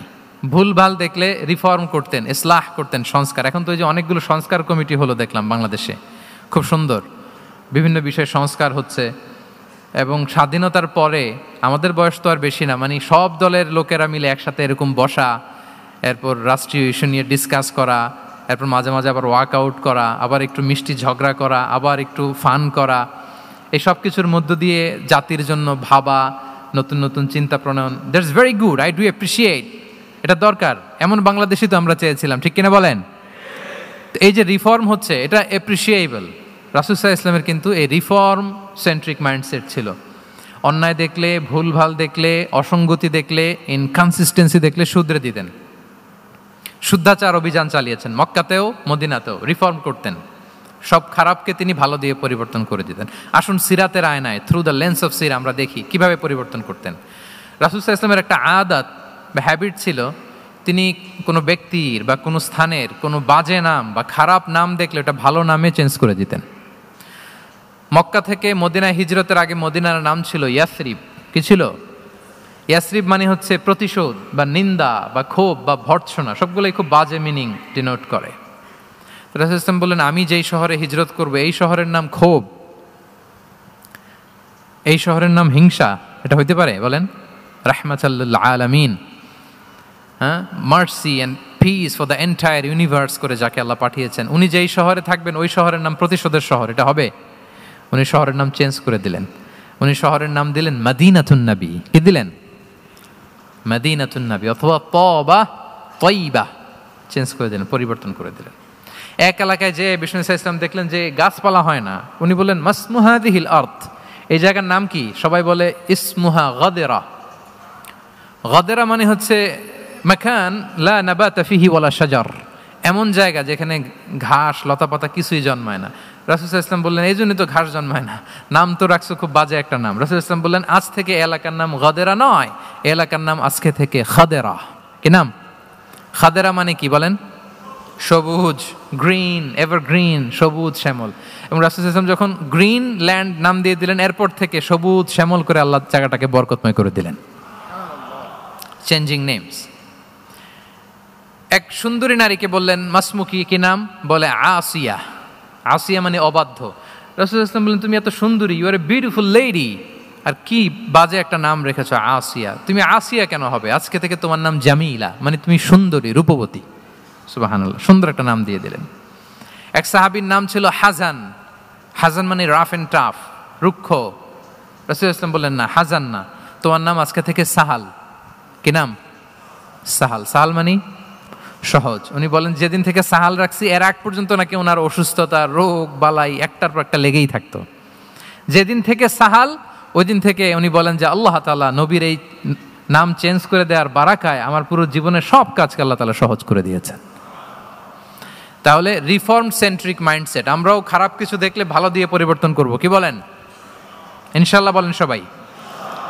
আচ্ছা, এটা তো নাম চেঞ্জ করে দেয়া। এবার সোশ্যাল রিফর্ম তিনি কি কি করেছেন আমরা একটু দেখি। তিনি যখন যুবক, মক্কায় এক ইয়ামানি লোক ব্যবসা করতে এসে তার প্রোডাক্ট বিক্রি করার পরে, আস ইবনে ওয়াইল নামে এক লোকের কাছে বিক্রি করার পরে যখন দাম চাইতে গেল, আস বলে, আরে বেটা, আমরা মক্কার সন্তান, আমরা দাম দিব না। তো সে ভাবলো হয়তো আমার সাথে ঠাট্টা করেছে, হজের মৌসুম যাক, বেচাকেনা শেষ করে যাওয়ার পথে দামটা নিয়ে যাব। সে ফেরার দিন আবার গেল যে আমার তো জিনিসের দামটা আপনি দিলেন না। সে বলে, আমরা এই ভূখণ্ডের মালিক, আমরা দাম দেই না। এটা তো বড় জুলুম। সে কান্নাকাটি শুরু করলো। তার এই কান্নাকাটি দেখে আল্লাহ রাসূল সাল্লাল্লাহু আলাইহি ওয়াসাল্লাম ওনার চাচা জুবাইর ইবনে আব্দুল মুত্তালিব সহ ইয়াং স্টার যারা আছে, দ্য ইয়ুথ অব মক্কা, তাদের সবাইকে নিয়ে একটা সোসাইটি করলেন। এই যে আমরা হালাফুল ফুদুলের নাম শুনি না, যেটা বাংলায় আমরা কি বলি? হিলফুল ফুজুল। এই নামে তো অনেক সংগঠন আছে বাংলাদেশে। কি বলেন? যুবকরা কোনো সংগঠন করলে কমনলি এই নামটা পছন্দ করে, হিলফুল ফুজুল। আসলে এটার মূল নাম ছিল হালাফুল মুত্তাইয়িবিন। তিব মানে হচ্ছে রং। রাসূল সাল্লাল্লাহু আলাইহি ওয়াসাল্লাম সবাই মিলে, তখন জাহিলি যুগে একটা কালচার ছিল, বালতি ভর্তি রঙের ভেতরে হাত ঢুকিয়ে দিত, দিয়ে এই রং সমেত হাতটা তারা পাথরের মধ্যে লাগাতো, সবার হাত ওইখানে দিত। মানে আমরা হাতে হাত রেখে কমিটেড, আমরা ঐক্যবদ্ধ হলাম। সেখান থেকে হয়েছে হালাফুল মুত্তাইয়িবিন, থেকে হালাফুল ফুদুল। ওনারা বলল যে না, আমরা সবাই থাকবো মাআল মাজলুমি দিদ্দা যালিম, আমরা মজলুমের পক্ষে থাকবো, জালেমের বিপক্ষে থাকবো। এবং যেই প্রতিজ্ঞা ওই কাজ। সবাই মিলে আস ইবনে ওয়াইলকে ধরলো, তার কাছ থেকে টাকা আদায় করে ওই ইয়ামানি ব্যবসায়ীর কাছে পৌঁছে দিয়ে তিনি মাজলুমকে সহায়তা করেছেন। সুবহানাল্লাহ। এবং এই টেন্ডেন্সি, এই জুলুম, চাঁদাবাজি যেগুলো ছিল মক্কার জমিনে, রাসূল সাল্লাল্লাহু আলাইহি ওয়াসাল্লাম এই সোশ্যাল রিফর্মের মাধ্যমে এটাকে সংস্কার করেছেন। তাহলে এই যে রিফর্ম সেন্ট্রিক আমাদের হইতে হবে। আমাদের সমাজেও এখন চাঁদাবাজি আছে না নাই? বলেন। খুন খারাপি আছে না নাই? সামাজিক অনাচার তাহলে ঐক্যবদ্ধ হইতে হবে আমাদেরকে রিফর্মের জন্য। যুবক যারা আমরা আছি, যাদেরকে আল্লাহ আমাদের বলার সুযোগ দিয়েছে, লেখার সুযোগ দিয়েছে, ফিল্ডে কাজের সুযোগ দিয়েছে, আমরা সবসময় মজলুমের পক্ষে থাকব, আমরা সবসময় জালেমের বিপক্ষে থাকব। আমাদের নীরবতা আর আমাদের নিশ্চুপ থাকাই জালিমদেরকে আরো বড় বড় জালিম বানিয়েছে। এজন্য নাহনু মাআল মাজলুম দিদ্দাল জালিম, এটা হচ্ছে আমাদের স্লোগান। আমরা কাদের সাথে? মজলুমের সাথে। আওয়াজ করে বলেন, কার সাথে? ইত্তাকু দাওয়াতাল মাজলুম। রাসূলুল্লাহ সাল্লাল্লাহু আলাইহি ওয়াসাল্লাম বলেন, তোমরা মাজলুমের কান্নাকে ভয় করো, কেননা মাজলুমের কান্না আর আল্লাহর মাঝে কোনো ফারাক থাকে না, কোনো পর্দা থাকে না, বদদোয়া করলেই কবুল হয়ে যায়। তাহলে এভাবে রাসূলুল্লাহ সাল্লাল্লাহু আলাইহি ওয়া আলিহি ওয়াসাল্লাম তিনি সোশ্যাল রিফর্ম করেছেন। আমরা যদি ওনার পলিটিক্যাল রিফর্মের দিকে তাকাই, তাহলে দেখব যে আমরা যদি কনস্টিটিউশন অফ মদিনার কথা বলি, মদিনার কনস্টিটিউশন, এটা কিন্তু রাসূল সাল্লাল্লাহু আলাইহি ওয়াসাল্লাম করেছেন। মদিনা চার্টার, এত চমৎকার চার্টার পৃথিবী আর দেখেনি। ওইটা থেকেই এখন সব গোটা বিশ্বের সংবিধান। এই যে আমাদের সংবিধান সংস্কার কমিশন আছে না একটা, নিশ্চয়ই তারা ওইটা থেকে অনেক বেনিফিটেড হতে পারবেন। আমাদের যে মদিনা চার্টার রাসূল সাল্লাল্লাহু আলাইহি ওয়াসাল্লাম নিজে করা, এবং এটা একটা ইনক্লুসিভ চার্টার ছিল। মুসলিম, পেগানস, জুইশ, সব ধর্মের মানুষকে নিয়ে তিনি মদিনাতে ওয়ান উম্মা ঘোষণা দিয়েছিলেন। One Umma, we are one উম্মা। হোক তুমি পেগান মুশরিক, হোক তুমি জুইশ মানে ইহুদি, হোক তুমি মুসলিম, তুমি যেই ধর্মের হও না কেন, মদিনাকে রক্ষা করতে যে আমরা সবাই মিলে উম্মা ওয়াহেদা, আমরা সবাই মিলে কি উম্মা ওয়াহেদা। পৃথিবীর অনেক দেশ এই আইডিওলজিকে ধারণ করে হু হু করে এগিয়ে গিয়েছে। মালয়েশিয়াতে 3টা রেস, আমি তো প্রায় 1 যুগ ওখানে, আমার 2টা ডিগ্রি ওখান থেকে, মাস্টার্স পিএইচডি। সো আমি কাছ থেকে তাদেরকে দেখার সুযোগ পেয়েছি। ওখানে মালয়েরা আছে, তামিলরা আছে, চাইনিজরা আছে, 3 জাতি মিলে ওদের স্লোগান হচ্ছে সাতু মালয়েশিয়া। মালয় ভাষায় সাতু মানে হচ্ছে ওয়ান, মালয় ভাষায় সাতু মানে কি ওয়ান। সাতু মালয়েশিয়া মানে আমরা হতে পারি চাইনিজ, হতে পারি তামিল, কিংবা হতে পারি মালয় ভূমিপুত্রা, কিন্তু সবাই মিলে দেশের স্বার্থে আমরা সবাই কি এক। এটাই লাগবে আমাদের নতুন বাংলাদেশে। জুলাই আপরাইজিং এর পরে আমাদের এই ঐক্যবদ্ধ থাকার বাংলাদেশ আমরা চাই কি চাই না বলেন? সাম্রাজ্যবাদকে রুখে দিতে, যে কোনো ষড়যন্ত্রকে রুখে দিতে ঐক্যবদ্ধ থাকার কোনো বিকল্প নাই, ঠিক কিনা বলেন? ঐক্যবদ্ধ থাকতে হবে আমাদেরকে, যেটা রাসূলুল্লাহ সাল্লাল্লাহু আলাইহি ওয়া আলিহি ওয়াসাল্লাম মদিনা চার্টারে আমাদেরকে শিখিয়েছেন যে আমরা ওয়ান উম্মা। তাহলে খারাপ নাম দেখলে চেঞ্জ করতেন, সমাজে খারাপ কিছু দেখলে সংঘবদ্ধ হয়ে তার বিরুদ্ধে দাঁড়াতেন। পলিটিক্যাল রিফর্ম করেছেন ওয়ান উম্মা গঠনের মধ্য দিয়ে। ফিনান্সিয়াল রিফর্ম যদি বলি, শুধু ফিনান্সিয়াল রিফর্মস বাই প্রফেট মুহাম্মদ পিস বি আপন হিম, এটা নিয়ে লম্বা কথা বলা যেতে পারে। শুধু একটা উদাহরণ দিয়ে শেষ করি। বিদায় হজের ভাষণে উনি সুদকে চিরতরে কবরস্থ করেছেন, সুদকে চিরতরে কবরস্থ করেছেন, এবং এটা অন্যের জন্য না, নিজের ঘর দিয়ে শুরু করেছেন। উনি বলেছেন যে এই হানাহানি রক্তপাত এটা বন্ধ, আমার গোত্রের একটা এরকম রক্তের দাবি আছে, এটা আমি শেষ ঘোষণা করলাম। এরপর বললেন যে সুদ কবর দিলাম, অন্য জায়গা থেকে না, আমার পরিবার থেকে। রাসূল সাল্লাল্লাহু আলাইহি ওয়াসাল্লামের চাচা স্বয়ং আব্বাস রাদিয়াল্লাহু তাআলা আনহুর অনেক সুদের ট্রানজ্যাকশন ছিল, ইন্টারেস্ট, সুদের ব্যবসা ছিল। রাসূল সাল্লাল্লাহু আলাইহি ওয়াসাল্লাম বলেন আজকে থেকে এই সুদ আমি চিরতরে মাটির নিচে কবর দিয়ে দিলাম। আল্লাহু আকবার। দেখেন সোশ্যাল রিফর্ম। তাহলে পরিবর্তন করতে হলে আগে নিজের ঘর থেকে, আগে কোত্থেকে? নাকি ওই ফ্যামিলি থেকে? হ্যাঁ, আমাদের মধ্যে যেটা হয়, আমরা ওয়াজ নসিহত বা ভালো কথা শুনলেই এটাকে ধরে নিই যে এটা ওর জন্য, ওর জন্য, মানে প্রত্যেকটা ওয়াজই যে আমার জন্য হইতে পারে, প্রত্যেকটা নসিহাতের যে প্রাইম অডিয়েন্স আমি হইতে পারি, এইটা আমাদের মাথায় কেন যেন আসে না। আমরা কোনো ভালো নসিহত শুনলে আমরা ভাবি এটা আসলে সমাজে দরকার, ওর দরকার, আমার ভাইয়ের দরকার, কিন্তু এটা যে আমার দরকার, প্রতিটা নাসিহাতের প্রথম অডিয়েন্স হওয়া দরকার কে? আমি নিজে। তাহলে পরিবর্তন শুরু করতে হবে নিজ থেকে। ওর এই সমস্যা, ওর এই সমস্যা, ওর এটা, আরে মিয়া তোমার কি সমস্যা ওইটা বলো। শুধু ওর ওর না দেখে নিজেরটাও দেখতে হবে। দেখেন অন্যের দিকে 1 আঙ্গুল দেখালে নিজের দিকে কয় আঙ্গুল যায় বলেন তো? এই যে নিজের দিকে কিন্তু 3টা। আমি যদি এরকম করি তা আমার দিকে আসে 3টা। এজন্য নিজ থেকে, নিজের ফ্যামিলি থেকে আমরা সংস্কার শুরু করব। কি বলেন? ওমরে ফারুক রাদিয়াল্লাহু তাআলা আনহু যখন ফ্যামিলি মিটিংয়ে বসতেন, উনি ওনার সন্তানদেরকে বলতেন, শোনো, তোমরা খলিফাতুল মুসলিমিন, আমিরুল মুমিনিনের সন্তান, তোমাদের কোনো বাজে কাজ যদি সমাজে আসে, তোমাদের কোনো অন্যায় যদি আমার কানে আসে, অন্যের জন্য যা শাস্তি তোমাদের জন্য হবে ডবল শাস্তি। ওমরে ফারুক সন্তানদেরকে বলতেন, তোমরা যদি কোনো ভুল করো, একটা যদি হদ কায়েম করা লাগে এমন অন্যায় যদি করো, একটা হচ্ছে আল্লাহর দেয়া হদ, আর একটা হবে আমি উমরের দেয়া হদ। কারণ আমার মতো খলিফাতুল মুসলিমিনের সন্তান হয়ে এই পাপ তুমি কেন করলে? দেখেন অন্যের বাচ্চা কি করছে, অন্যের, আমাদের তো ওই মেয়েটার সমস্যা, ওনার ছেলের সমস্যা, এগুলো আমার ছেলের যে কি অবস্থা, আমার পরিবারের যে কি হালাত, আমার স্ত্রীর যে কি দশা, ওইটা নিয়ে আমরা ভ্রুক্ষেপ করি না বা চিন্তা করি না। তাহলে সম্মানিত সুধীমণ্ডলী, আমরা পরিবর্তন শুরু করবো কোত্থেকে? অন্যের বাড়িঘর থেকে নাকি? হ্যাঁ, কোত্থেকে? নিজ থেকে। আল্লাহ তাআলা আমাদেরকে তৌফিক দান করুক। তাহলে কয়টা গেল? 4টা। এখন আপনারা তো ক্লান্ত হয়ে গেছেন মনে হচ্ছে, সময়ও অনেক হয়ে গেছে। আরো কয়েকটা পয়েন্ট বলা যাবে নাকি? হ্যাঁ, মোট কয়টা ছিল পয়েন্ট? সবগুলো শুনবেন? আচ্ছা, 5 নম্বরে হচ্ছে ওপেন মাইন্ডেড। আমার প্রিয় নবী বলেন ওপেন মাইন্ডেড ছিলেন না ন্যারো মাইন্ডেড? সবাই বলবেন, গ্যালারির সবাই আওয়াজ করে, তিনি ওপেন মাইন্ডেড না ন্যারো মাইন্ডেড ছিলেন? রাসূলুল্লাহ সাল্লাল্লাহু আলাইহি ওয়া আলিহি ওয়াসাল্লাম ওপেন মাইন্ডেড ছিলেন। যে কেউ ওনাকে অ্যাপ্রোচ করতেন পারতেন easily, he was very approachable.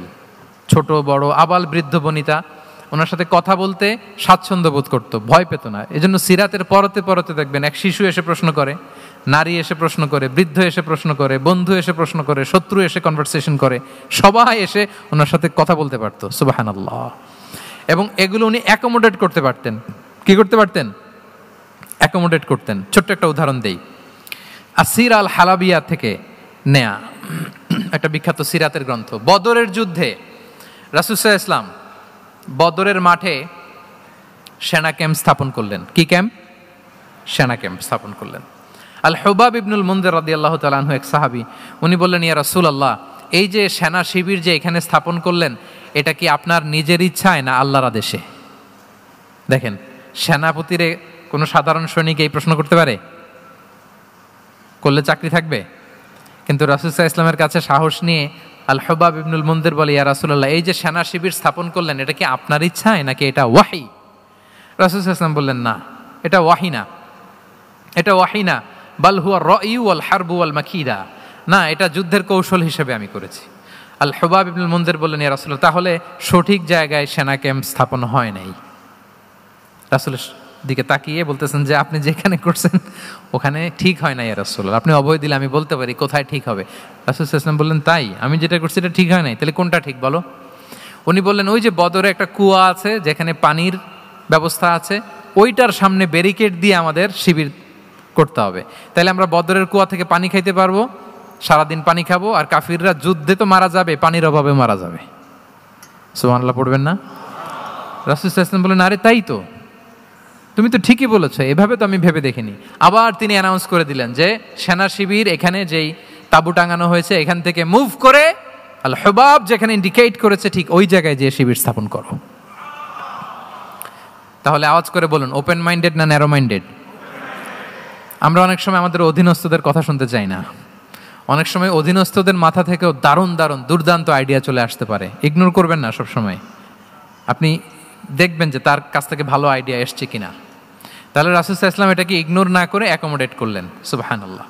খন্দক যুদ্ধের কথা যদি দেখি, পরীক্ষা খননের অ্যাডভাইস কে দিয়েছিল? মক্কার কোনো লোক? মদিনার? কে দিয়েছিল? সালমান আল ফারিসি। বাড়ি কোথায়? ইরান, পারস্য। হি ওয়াজ পার্সিয়ান বেসিকলি। তাহলে দেখেন, সেই পারস্য থেকে এসে বললেন যে এখানে পরীক্ষা খনন করলে ভালো হয়। 5.5 কিলোমিটার পরীক্ষা খনন করে ফেললেন। 4.5 মিটার প্রশস্ত, 3.5 মিটার হচ্ছে এটার ডেপথ। পুরো মদিনার সবাই মিলে এটা করে ফেললেন। তার মানে আমি সব বুঝি, আমি সব জানি, এই মেন্টালিটি থেকে আমাদের বেড়ে আসতে হবে। এটা হচ্ছে একটা ন্যারো মাইন্ডেড পার্সোনালিটির অধিকারী, যে আমি যেটা বলছি ওইটা, এটার পরে কোনো কথা নেই, এটা ভুল। বরং আমার টিমের মধ্যে থেকে যদি কোনো ভালো অপিনিয়ন আসে সেটা আমি রিভাইজ করব। কি বলেন, পারা যাবে না? তাহলে ওপেন মাইন্ডেড পার্সোনালিটি ছিলেন রাসূলুল্লাহ সাল্লাল্লাহু আলাইহি ওয়াসাল্লাম। 6 নম্বরে চলে যাই। 6 নম্বর মাইন্ডসেট হচ্ছে এন্টারপ্রেনাল মাইন্ডসেট। এন্টারপ্রেনাল, এখন তো এটা আপনারা সবাই খুব বেশি শোনেন, এন্টারপ্রেনারশিপ, এন্টারপ্রেনাল। এন্টারপ্রেনাল মাইন্ডসেট আসলে অনেক কিছুর সমন্বয় হয়। 1 নম্বর, যার প্রোঅ্যাক্টিভ অ্যাটিটিউড যাদের থাকে, solution focused, not problem focused. Problem সৃষ্টি হইলে ওইদিকে ফোকাস না করে কিভাবে সলিউশন করা যায় ওইদিকে ফোকাস করতেন। এরপর যে হিউম্যান রিসোর্সের ভালো ম্যানেজ করতে পারে, রিসোর্স কম, কিন্তু to take the best out of this resource. অনেকে দেখবেন যে ছোট্ট জিনিসকে অর্গানাইজ করে এত সুন্দর প্রেজেন্টেশন করে, আবার অনেকের অনেক আছে কিন্তু সেটাকে প্রেজেন্ট করতে পারে না, এরকম আছে না নাই? রাসূল সাল্লাল্লাহু আলাইহি ওয়াসাল্লাম অল্প রিসোর্স দিয়ে অনেক বড় কিছু অ্যারেঞ্জ করতে পারতেন, সুবহানাল্লাহ। এবং he was a very good talent hunter. রাসূল সাল্লাল্লাহু আলাইহি ওয়াসাল্লাম একজন চৌকস ট্যালেন্ট হান্টার ছিলেন। He was a very good observer. সাহাবীদের কার কি ট্যালেন্ট এটা তিনি নোট করতেন। যার যে দক্ষতা তাকে তার ওই দক্ষতা দিয়ে ইসলামের সেবা করতে উৎসাহ দিতেন। যখনই কোনো প্রতিভাবান সাহাবীকে তিনি দেখেছেন, তিনি ইসলামের জন্য সেই প্রতিভাকে কাজে লাগানোর চেষ্টা করেছেন। একজনকে দিয়ে সবটা করেননি। আমাদের সমাজে এই একটা ভুল ধারণা আছে, আমরা অনেকে একজনের কাছ থেকে সব কামনা করি। একজন সব করতে পারে না, পারে? যারা পারেও কোনোটাই ভালোভাবে পারে না, সব পারে একটু একটু পারে। তো রাসূল সাল্লাল্লাহু আলাইহি ওয়াসাল্লাম ট্যালেন্ট হান্টার ছিলেন, যার যেখানে ট্যালেন্ট তাকে ওই কাজে লাগাতেন। বলেন তো খালিদ বিন ওয়ালিদ রাদিয়াল্লাহু তাআলা আনহুকে আল্লাহ রাসূল সাল্লাল্লাহু আলাইহি ওয়াসাল্লাম কি কাজে লাগিয়েছিলেন? অনেক পরে ইসলাম ধর্ম গ্রহণ করেছেন, কিন্তু যুদ্ধের অভিযানে পাঠিয়েছেন এবং পরবর্তীতে তিনি সেনাপ্রধান হয়েছিলেন মুসলিম ব্যাটালিয়নের। কারণ উনি ওয়ার স্ট্র্যাটেজি জানতেন। ওনার আক্রমণের কারণে তো উহুদের প্রান্তরে মুসলিমরা প্রায় নাস্তানাবুদ হওয়ার অবস্থা, তাই না? অনেক পরে আল্লাহ তাআলা ওনাকে ইসলামের জন্য কবুল করলেন। তাহলে উনি ওয়ার স্ট্র্যাটেজি জানতেন, ফলে রাসূল সাল্লাল্লাহু আলাইহি ওয়াসাল্লাম ওনাকে যুদ্ধের জন্য কাজে লাগিয়েছেন। তাহলে সবাইকে একটা দিলে হবে না, প্যারাসিটামল 3 বেলা সবার জন্য হবে নাকি যার যে রোগ সে অনুযায়ী প্রেসক্রিপশন? হ্যাঁ, খালিদ বিন ওয়ালিদ রাদিয়াল্লাহু তাআলা আনহু তিনি সমরবিদ ছিলেন, রণকৌশলী। ওনাকে বানিয়েছেন সেনাপ্রধান। আওয়াজ করে বলুন, কি প্রধান? উনি সেনাপ্রধান হয়েছিলেন। আচ্ছা, আপনারা হাসান বিন সাবিত রাদিয়াল্লাহু তাআলা আনহুর নাম শুনেছেন নিশ্চয়ই। ওনাকেও তো যুদ্ধের ময়দানে পাঠিয়েছেন না? ওনারা পাঠিয়েছেন। ওনারা দিয়ে কি করছেন বলেন? কবিতা লিখতেন। ওনার কাব্য প্রতিভা ছিল। উনি বেসিক্যালি যুদ্ধ করতে জানতেন না, এজন্য রাসূল সাল্লাল্লাহু আলাইহি ওয়াসাল্লাম যুদ্ধে ওনাকে পাঠাতেনও না। বিভিন্ন যুদ্ধে ওনাকে না পাঠিয়ে নারীদেরকে, মদিনার নারী শিশু ভালনারেবলস যারা আছে তাদেরকে দেখভাল করার জন্য মদিনায় উনি রেখে যেতেন, কারণ আল্লাহ তাআলা ওনাকে কাব্য প্রতিভা দিয়েছিলেন। ওনার এক এক কবিতা পড়লে গায়ের লোম খাড়া হয়ে যায়। You will have goosebumps, literally আপনার গায়ের পশম দাঁড়িয়ে যাবে। এবং উনি ওনার কবিতা দিয়ে মুসলিমদেরকে, সাহাবীদেরকে উজ্জীবিত করতেন। মসজিদে নববীতে আল্লাহ রাসূল সাল্লাল্লাহু আলাইহি ওয়াসাল্লাম ওনার মিম্বারের পাশে শুধু হাসান বিন সাবিত রাদিয়াল্লাহু তাআলা আনহুর জন্য আলাদা একটা মিম্বার বানিয়েছিলেন, যে হাসান তুমি ওখানে উঠে কবিতা লিখে আমার সাহাবাদেরকে উজ্জীবিত করবে জিহাদের জন্য। আল্লাহু আকবার। তাহলে একজনকে সেনাপ্রধান, আরেকজনকে জাতীয় কবি, আরেকজনকে হাসান বিন সাবিত রাদিয়াল্লাহু তাআলা আনহুকে কি বানালেন? জাতীয় কবি বানালেন। আচ্ছা, হুযাইফা ইবনুল ইয়ামান রাদিয়াল্লাহু তাআলা আনহু, ওনার ছিল ডিটেকটিভ মাইন্ড, এজন্য ওনাকে রাসূল সাল্লাল্লাহু আলাইহি ওয়াসাল্লাম মদিনার গোয়েন্দা বিভাগের প্রধান বানিয়েছেন, হেড অফ ডিটেকটিভ ডিভিশন। হুযাইফা ইবনুল ইয়ামান ছিলেন মদিনার কি? হেড অফ ইন্টেলিজেন্স, গোয়েন্দা বিভাগের প্রধান। মুআয ইবনে জাবাল রাদিয়াল্লাহু তাআলা আনহু প্রশাসনিক কাজ খুব ভালো বুঝতেন। মদিনার সবচাইতে বড় সিনিয়র আমলা ছিলেন মদিনা রাষ্ট্রের। মদিনা রাষ্ট্রের সবচাইতে সিনিয়র আমলা মুআয ইবনে জাবাল রাদিয়াল্লাহু তাআলা আনহুকে রাসূল সাল্লাল্লাহু আলাইহি ওয়াসাল্লাম কবিতা লেখার দায়িত্বও দেন নাই, গোয়েন্দাগিরি করতে দেন নাই, ওনাকে ইয়ামানের গভর্নর করে পাঠিয়েছেন। সুবহানাল্লাহ বিহামদি। তাহলে যার যে যোগ্যতা তাকে সেই জায়গায় কাজে লাগানো, এটাকে বলে এন্টারপ্রেনাল মাইন্ডসেট। এটাকে কি বলে? এন্টারপ্রেনাল মাইন্ডসেট। আল্লাহ হাবিব সাল্লাল্লাহু আলাইহি ওয়াসাল্লামের এই মাইন্ডসেট ছিল। 7 নম্বরে হচ্ছে কনসিডারেট। 7 নম্বরে কি? কনসিডারেট। আমি খুব দ্রুত শেষ করে যাব ইনশাআল্লাহ। আপনারা বোরিং হচ্ছেন না তো? ক্লান্ত হচ্ছেন কারা কারা দেখি হাত তোলেন। আচ্ছা, তাহলে একটা তাকবীর পড়ুন আওয়াজ করে, আল্লাহু আকবার। আর জোরে পড়ুন, আল্লাহু আকবার, আল্লাহু আকবার। মাশাআল্লাহ, এই তো ক্লান্তি টান্তি চলে গেছে না? এবার ঘুমটুম ঝিমুনি যেটা আসছে চলে গেছে আলহামদুলিল্লাহ। 7 নম্বর মাইন্ডসেট হচ্ছে কনসিডারেট মাইন্ডসেট। কনসিডারেট মানে হচ্ছে সুবিবেচক, যার বিবেচনা আছে, অথবা যে অন্যের প্রতি সহানুভূতিশীল, উচ্চ বিবেকবোধ সম্পন্ন ব্যক্তিত্ব। রাসূল সাল্লাল্লাহু আলাইহি ওয়াসাল্লাম he was the man of 6 senses. ওনার 6টা সেন্স কাজ করতে একসাথে। কয়টা? আমাদের করে কয়টা? 5টা তো আল্লাহ দিছে, অনেকের 3টাও কাজ করে না। কোন দিক দিয়ে কি হচ্ছে দিন দুনিয়ায় নাই, সে একেবারে অন্য জগতের মানুষ। কি হচ্ছে চোখ কান খোলা নাই, কিছু জানা নাই। কিন্তু রাসূল সাল্লাল্লাহু আলাইহি ওয়াসাল্লাম he was man of 6 senses. চারদিকে কোথায় কি হচ্ছে, কার একটু অসুবিধা হয়ে যাচ্ছে, কার একটু সমস্যা, খুব অন্যের ব্যথায় ব্যথিত ছিলেন, অন্যের দুঃখে দুঃখী ছিলেন, অন্যের প্রতি সহানুভূতি ছিলেন, ম্যান অফ সিক্স সেন্সেস ছিলেন তিনি। সিরাত থেকে দু একটা উদাহরণ দেখেন। একবার রাতের নামাজ, সম্ভবত এশার নামাজ, খুব ছোট্ট করে শেষ করে দিলেন। তো সাহাবারা জিজ্ঞেস করলেন, ইয়া রাসূলুল্লাহ, নামাজ তো এত তাড়াহুড়ো করতে আপনাকে কখনো দেখিনি। তিনি বললেন, আমি নামাজের মাঝখানে এক ছোট্ট বাচ্চার কান্না শুনেছি। আনাস রাদিয়াল্লাহু বর্ণনা করেন যে কানা রাসূলুল্লাহ সাল্লাল্লাহু আলাইহি ওয়াসাল্লাম ইয়াসমাউ বুকা আস-সাবিয়্যি মা উম্মি। আমি যখন নামাজে ইমামতি করছি, পেছনে মহিলাদের কাতারের ওখান থেকে একটা ছোট্ট শিশুর কান্নার আওয়াজ আমার কানে আসলো। দেখেন কি সেন্স। তো আমার মনে হচ্ছিল বাচ্চার কান্নায় পেছনের কাতারে মায়ের বড্ড কষ্ট হচ্ছে, যে মাটা বাচ্চাটাকে নিয়ে এসছে উইমেন প্রেয়ার হলে, তাকে বাচ্চাটাকে ম্যানেজ করতে বা সামলাতে মায়ের বড্ড কষ্ট হয়ে যাচ্ছে আমার মনে হচ্ছে। এজন্য আমি নামাজটা একটু শর্টকাটে শেষ করে দিয়েছি। Could you imagine that? কি নবী আমরা পেয়েছি, কিরকম কনসিডারেট ছিলেন, কতটা সুবিবেচক ছিলেন, অন্যের প্রতি কতটা সহানুভূতিশীল ছিলেন তিনি, অন্যের যাতে কোনো সমস্যা না হয় এটা খেয়াল করতেন। মুআয ইবনে জাবাল রাদিয়াল্লাহু তাআলা আনহুকে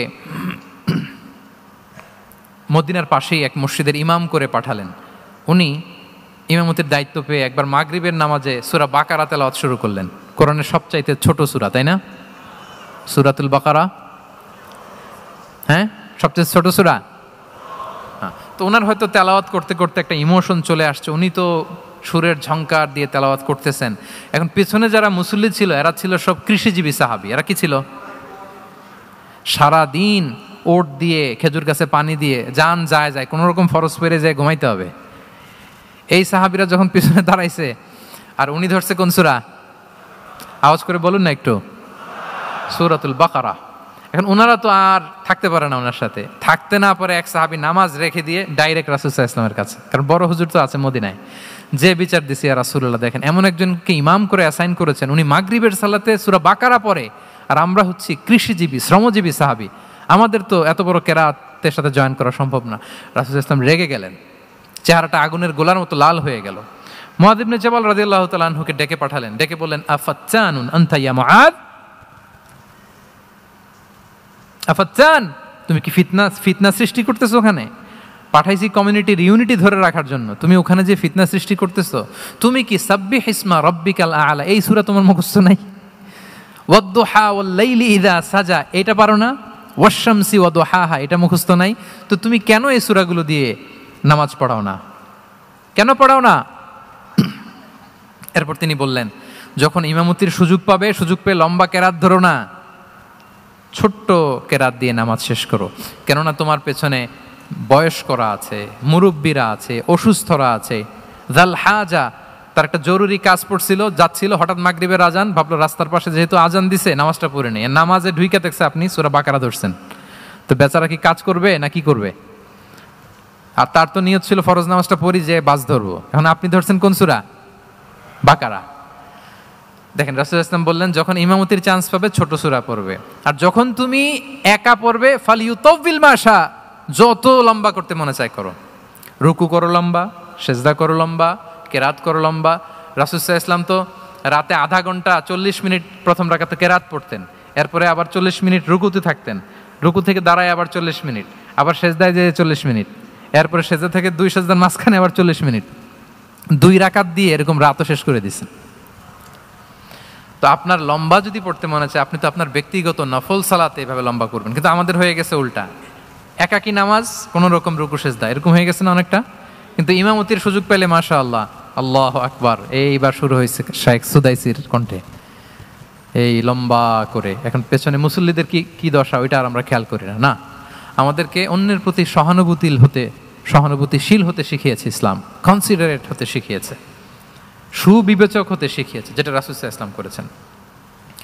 এবং রাসূল সাল্লাল্লাহু আলাইহি ওয়াসাল্লাম কোনো কাজে কাউকে পাঠালে ওনার বিখ্যাত সে বাণীটা বলে দিতেন যে ইয়াসসিরু ওয়ালা তুআসসিরু বাশশিরু ওয়ালা তুনাফিরু, সহজ করে উপস্থাপন করো, কঠিন করো না। সুসংবাদ দিও, মানুষকে দিন থেকে ভাগিও না। আমরা মানুষকে ভয় দেখাই, আমরা এত কঠিন করে ইসলামকে উপস্থাপন করি, মানুষ বলে আগে যেটা করতাম ওইটাই ভালো।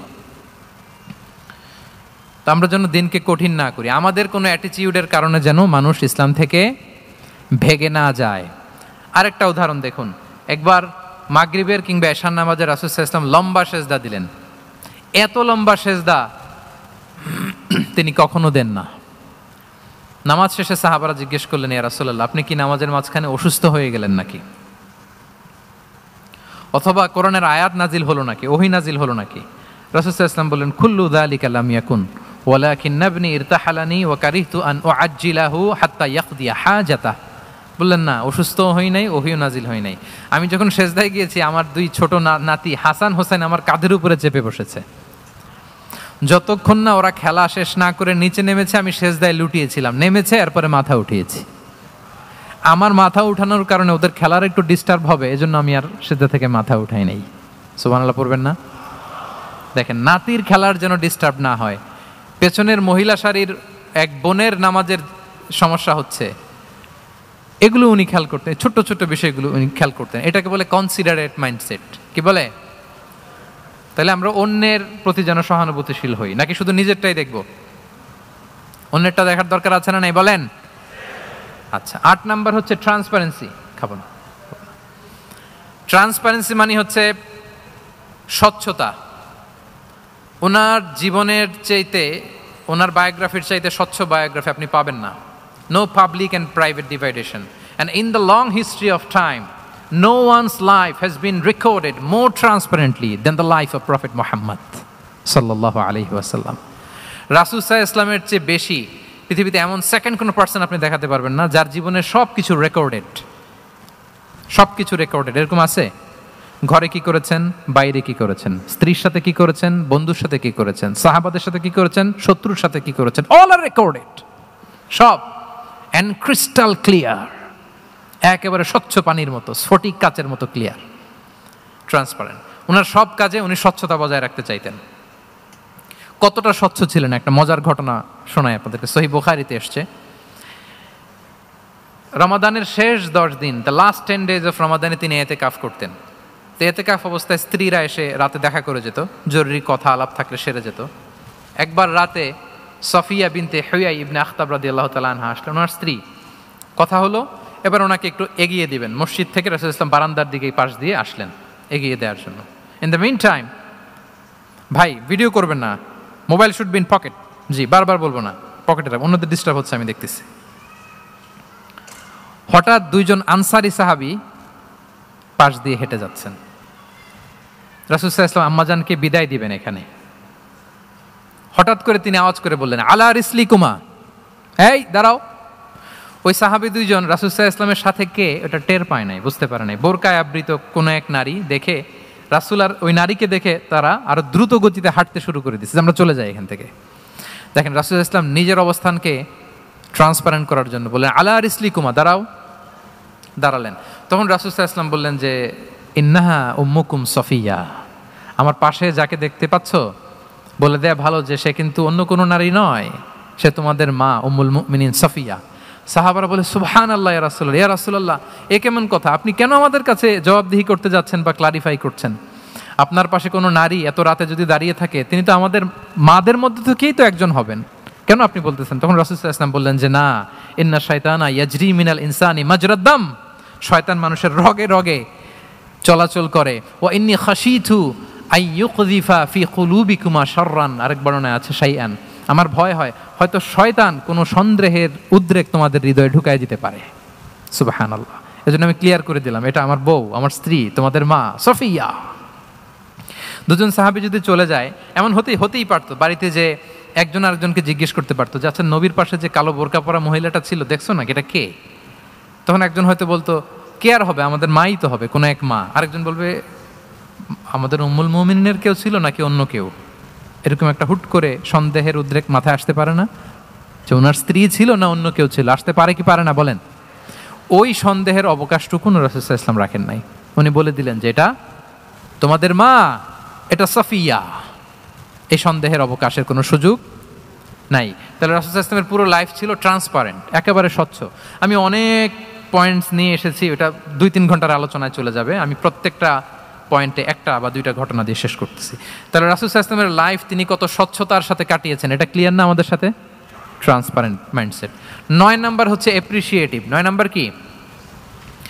অর্থাৎ অন্যের প্রশংসা করা। আমরা অনেক সময় অন্য কেউ ভালো কাজ করলে অ্যাপ্রিসিয়েট করতে চাই না, আমরা গুণমুগ্ধ হই কিন্তু গুণগ্রাহী হতে চাই না, অন্যরে ক্রেডিট দিতে চাই না, তার ভালো কাজে স্বীকৃতি দিতে চাই না। হয়তো আমার দলের লোক না, বা আমার চিন্তার লোক না, বা আমার সার্কেলের লোক না, তার প্রশংসা করতে চাই না, তার গুণগ্রাহী হতে চাই না। এরকম মেন্টালিটি আমরা অনেকে ক্যারি করি না।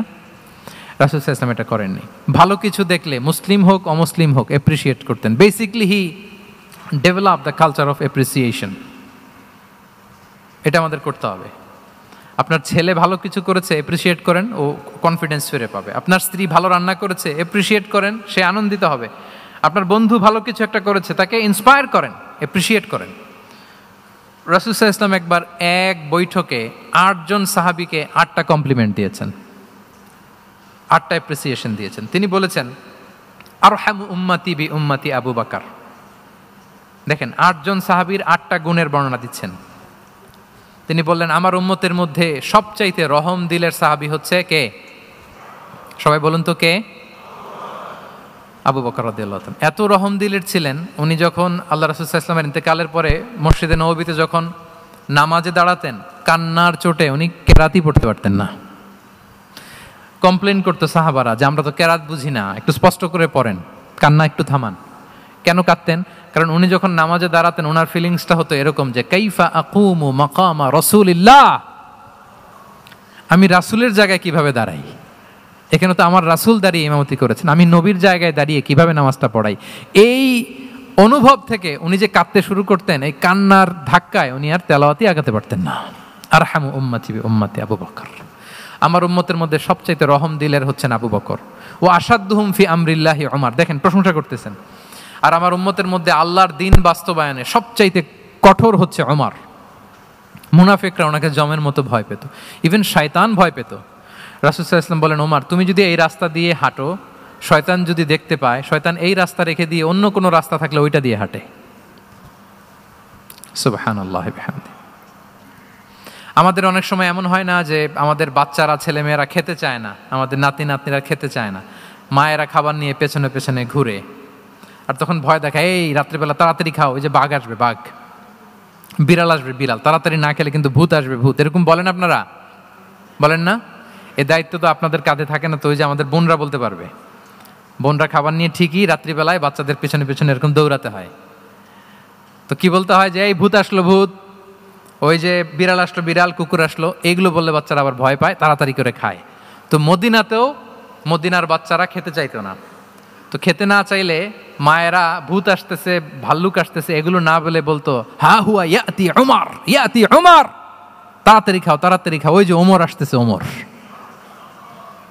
সুবহানাল্লাহি বিহামদি। ওয়া আশাদ্দুহুম ফি আমরিল্লাহি উমর। আল্লাহর দিন বাস্তবায়নে সবচাইতে কঠোর ছিলেন ওমর রাদিয়াল্লাহু তাআলা আনহু। ওয়া আসদাকুহুম হায়াআন উসমান। সবচেয়ে লাজুক সাহাবী ছিলেন উসমান রাদিয়াল্লাহু তাআলা আনহু। শুধু অর্থ বলে যাই। ওয়া আকরাউহুম লিকিতাবিল্লাহি উবাই ইবনে কাব। সবচেয়ে কোরআনের ভালো কেরাত পড়তে পারতেন উবাই ইবনে কাব। আফরাদুহুম যায়েদ ইবনে সাবিত। উত্তরাধিকার বন্টনের নীতিমালা, ফারায়েজের জ্ঞান ছিল যায়েদ ইবনে সাবিত রাদিয়াল্লাহু তাআলা। ওয়া আ'লামুহুম বিল হালালি ওয়াল হারামি মুআদ ইবনে জাবাল। এই উম্মতের হালাল হারামের স্পেশালিস্ট সাহাবী হচ্ছেন মুআদ ইবনে জাবাল। আলা ওয়া ইন্না লিকুল্লি উম্মাতিন আমিনান ওয়া আমিনা হাদিহিল উম্মাহ আবু উবাইদা ইবনুল জাররাহ। সব উম্মতের একজন বিশ্বস্ত লোক থাকে, এই উম্মতের সবচাইতে বিশ্বস্ত লোক হচ্ছে আবু উবাইদা ইবনুল জাররাহ। দেখেন, 8 জন সাহাবীর 8টা গুণের কথা বললেন। আচ্ছা, রাসূল সাল্লাল্লাহু আলাইহি ওয়াসাল্লাম যখন সাহাবীদের প্রশংসা করেছেন, ওই সাহাবীদের কেমন লেগেছে বলেন তো? ফিলিংসটা ভালো লেগেছে না? হৃদয়ে জুড়িয়েছে, ইন্সপায়ার্ড হয়েছেন, মোটিভেটেড হয়েছেন, আরো ভালোর প্রতিযোগিতা কি করে করা যায়। সাহাবীদের মধ্যে সবচাইতে সুরেলা গলার কণ্ঠের অধিকারী ছিলেন আবু মুসা আল-আশআরী রাদিয়াল্লাহু তাআলা আনহু। তো রাসূল সাল্লাল্লাহু আলাইহি ওয়াসাল্লাম একবার রাত্রিবেলা তার বাসার পাশ দিয়ে যাচ্ছিলেন, দীর্ঘ সময় ওনার কণ্ঠের তেলাওয়াত শুনলেন। পরের দিন সকালে বললেন যে, আবু মুসা তুমি তো চমৎকার গলায় তেলাওয়াত করো। আবু মুসা বলে, ইয়া রাসূলুল্লাহ আমি তো কোনোদিন আপনার সামনে দাঁড়িয়ে তেলাওয়াত করি না, আপনি কি করে জানলেন? রাসূল সাল্লাল্লাহু আলাইহি ওয়াসাল্লাম বললেন, গত রাতে তুমি যখন তেলাওয়াত করছিলে আমি তোমার ঘরের পাশ দিয়ে যাচ্ছিলাম, আমি মনোযোগ দিয়ে শুনেছি। আবু মুসা বলে, ইয়া রাসূলুল্লাহ আপনি আমার তেলাওয়াত শুনতেছেন, ওইটা জানলে তো আমি ফজর পর্যন্ত তেলাওয়াত চালিয়ে যেতাম, হাত্তাল ফাজার আমি তেলাওয়াত চালিয়ে যেতাম ইয়া রাসূলুল্লাহ। আল্লাহ রাসূল সাল্লাল্লাহু আলাইহি ওয়াসাল্লাম তখন বললেন, লাকাদ উতিতা মিজমারান মিন মাজামিরি আলি দাউদ।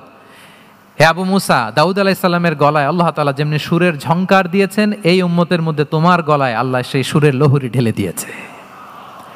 বলেন এই অ্যাপ্রিসিয়েশন যখন রাসূলের মুখ থেকে পাইলো কেমন লাগবে ওনার? বলেন। এখানে ধরেন আপনি কেউ হাফেজে কোরআন, শেখ সুদাইস যদি বলে যে মাশাআল্লাহ মাশাআল্লাহ আনতা কারিউল কুররা, আপনাকে যদি এটা বলে কেমন লাগবে আপনার? হ্যাঁ, সারা দুনিয়া তো এটা বলে বেড়াবেন যে শেখ সুদাইস আমার রেসিটেশনের প্রশংসা করেছে, খাবার ইমাম আমার প্রশংসা অ্যাপ্রিসিয়েট করেছে। আর স্বয়ং রাসূলুল্লাহ সাল্লাল্লাহু আলাইহি ওয়াসাল্লাম যখন বলে তোমার গলায় আল্লাহ সুরের ঝংকার ঢেলে দিয়েছে, তখন ওনার কেমন লেগেছে? এজন্য আপনার ছেলে মেয়ে স্ত্রী বন্ধু আপনার সার্কেলের কেউ কোনো ভালো কাজ করলে কৃপণতা করবেন না, অ্যাপ্রিসিয়েট করুন। রাসূল সাল্লাল্লাহু আলাইহি ওয়াসাল্লাম অ্যাপ্রিসিয়েশন আমাদেরকে শিখিয়েছেন। ইভেন মুখাইরেক নামে এক ইহুদি ছিল, মদিনার সব ইহুদিরা বিট্রে করেছে, কিন্তু এই মুখাইরেক নামে এক ইহুদি উহুদের যুদ্ধে মুসলিমদের পক্ষে লড়াই করে নিহত হয়েছে। সে তার কথা রেখেছে। মুসলিম সাহাবীদের শহীদদের লাশের সাথে যখন এই ইহুদি তার লাশও আনা হলো, রাসূল সাল্লাল্লাহু আলাইহি ওয়াসাল্লাম তার দিকে তাকায় বললেন মুখাইরিক খায়রু ইয়াহুদ, মুখাইরিক is the best among Jewish. তিনি বললেন মুখাইরিক, এই পৃথিবীতে যত ইহুদি আছে এখানকার ইহুদিদের মধ্যে মুখাইরিক হচ্ছে সবচেয়ে শ্রেষ্ঠ ইহুদি। দেখেন মুখাইরিক কোন ধর্মের ছিলেন? মুসলিম নাকি? কোন ধর্মের?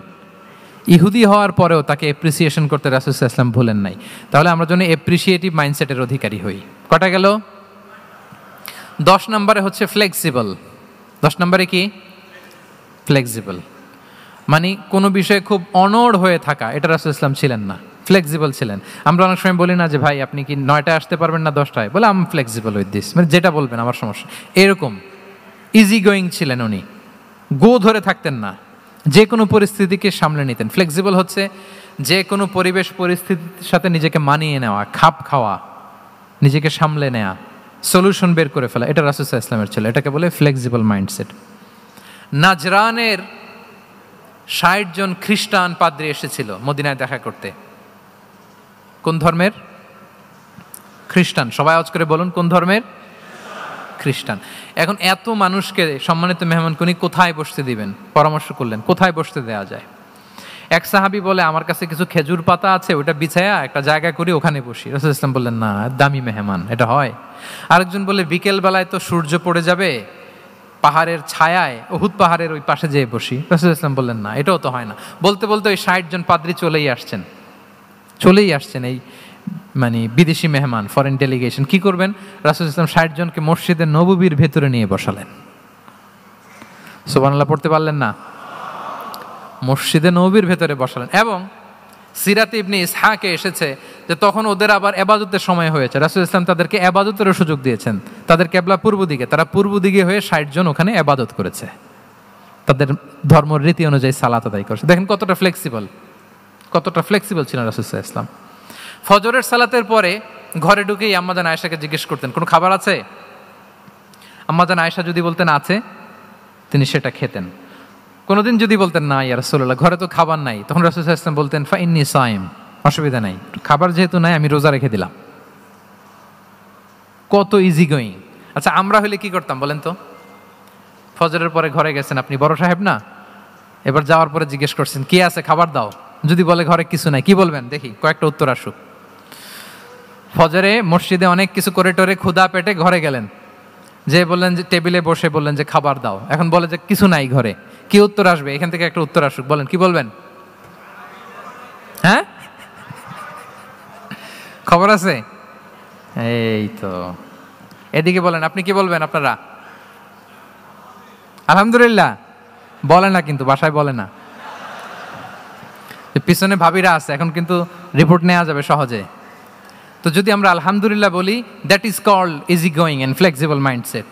এটাই হওয়া উচিত। খাবার থাকলে খেতেন, না থাকলে বলতেন okay I am fasting, it's not a big deal, ফা ইন্নী সাইম, যেহেতু নাই কি আর করবো, আমি রোজা রেখে দিলাম। এরকম ইজি গোয়িং ছিলেন। দেখেন his life was so simple but so special. হ্যাঁ, মুহাম্মদ সাল্লাল্লাহু আলাইহি ওয়াসাল্লাম। তাহলে ফ্লেক্সিবল ছিলেন। কয়টা গেল? আর কয়টা বাকি? আচ্ছা 5 মিনিটে শেষ করে দেই। 11 নাম্বার হচ্ছে অপটিমিস্টিক মাইন্ডসেটের অধিকারী ছিলেন, অপটিমিস্টিক, প্যাসিমিস্টিক ছিলেন না, মানে ইতিবাচক চিন্তা করতেন সবসময়। সবসময় কি চিন্তা করতেন? আপনি আজকের এই হলরুমের কিছু ভুল ধরতে পারবেন না? যদি বলে যে কয়েকটা ভুল ধরেন, বলবেন যে এই সমস্যা, সাউন্ডের সমস্যা, ওইদিকে এটা নাই, ওইদিকে এটা নাই, এটা হচ্ছে ভুল। আপনি প্যাসিমিস্টিকটা ধরলেন। এবার যদি বলা হয় আজকের এই প্রোগ্রামের কয়েকটা পজিটিভ দিক বলেন, তখন আপনি কিন্তু কয়েকটা পয়েন্ট বের করতে পারবেন যে এটা ছিল একটা ইতিবাচক দিক, এই প্রোগ্রামের এটা ছিল একটা পজিটিভ দিক। তো রাসূল সাল্লাল্লাহু আলাইহি ওয়াসাল্লাম ওই পজিটিভ দিকগুলোতে ফোকাস করতেন। হ্যাঁ, come back positive, not go back negative. রাসূল সাল্লাল্লাহু আলাইহি ওয়াসাল্লামের কাছে এসে যদি কেউ বলতে, ইয়া রাসূলুল্লাহ আমি খুব অসুস্থ, আমি খুবই অসুস্থ, রাসূল সাল্লাল্লাহু আলাইহি ওয়াসাল্লাম কি বলতেন জানেন? জি, রাসূল সাল্লাল্লাহু আলাইহি ওয়াসাল্লাম বলতেন লা বাসা আলাইকা তাহুরুন ইনশাআল্লাহ।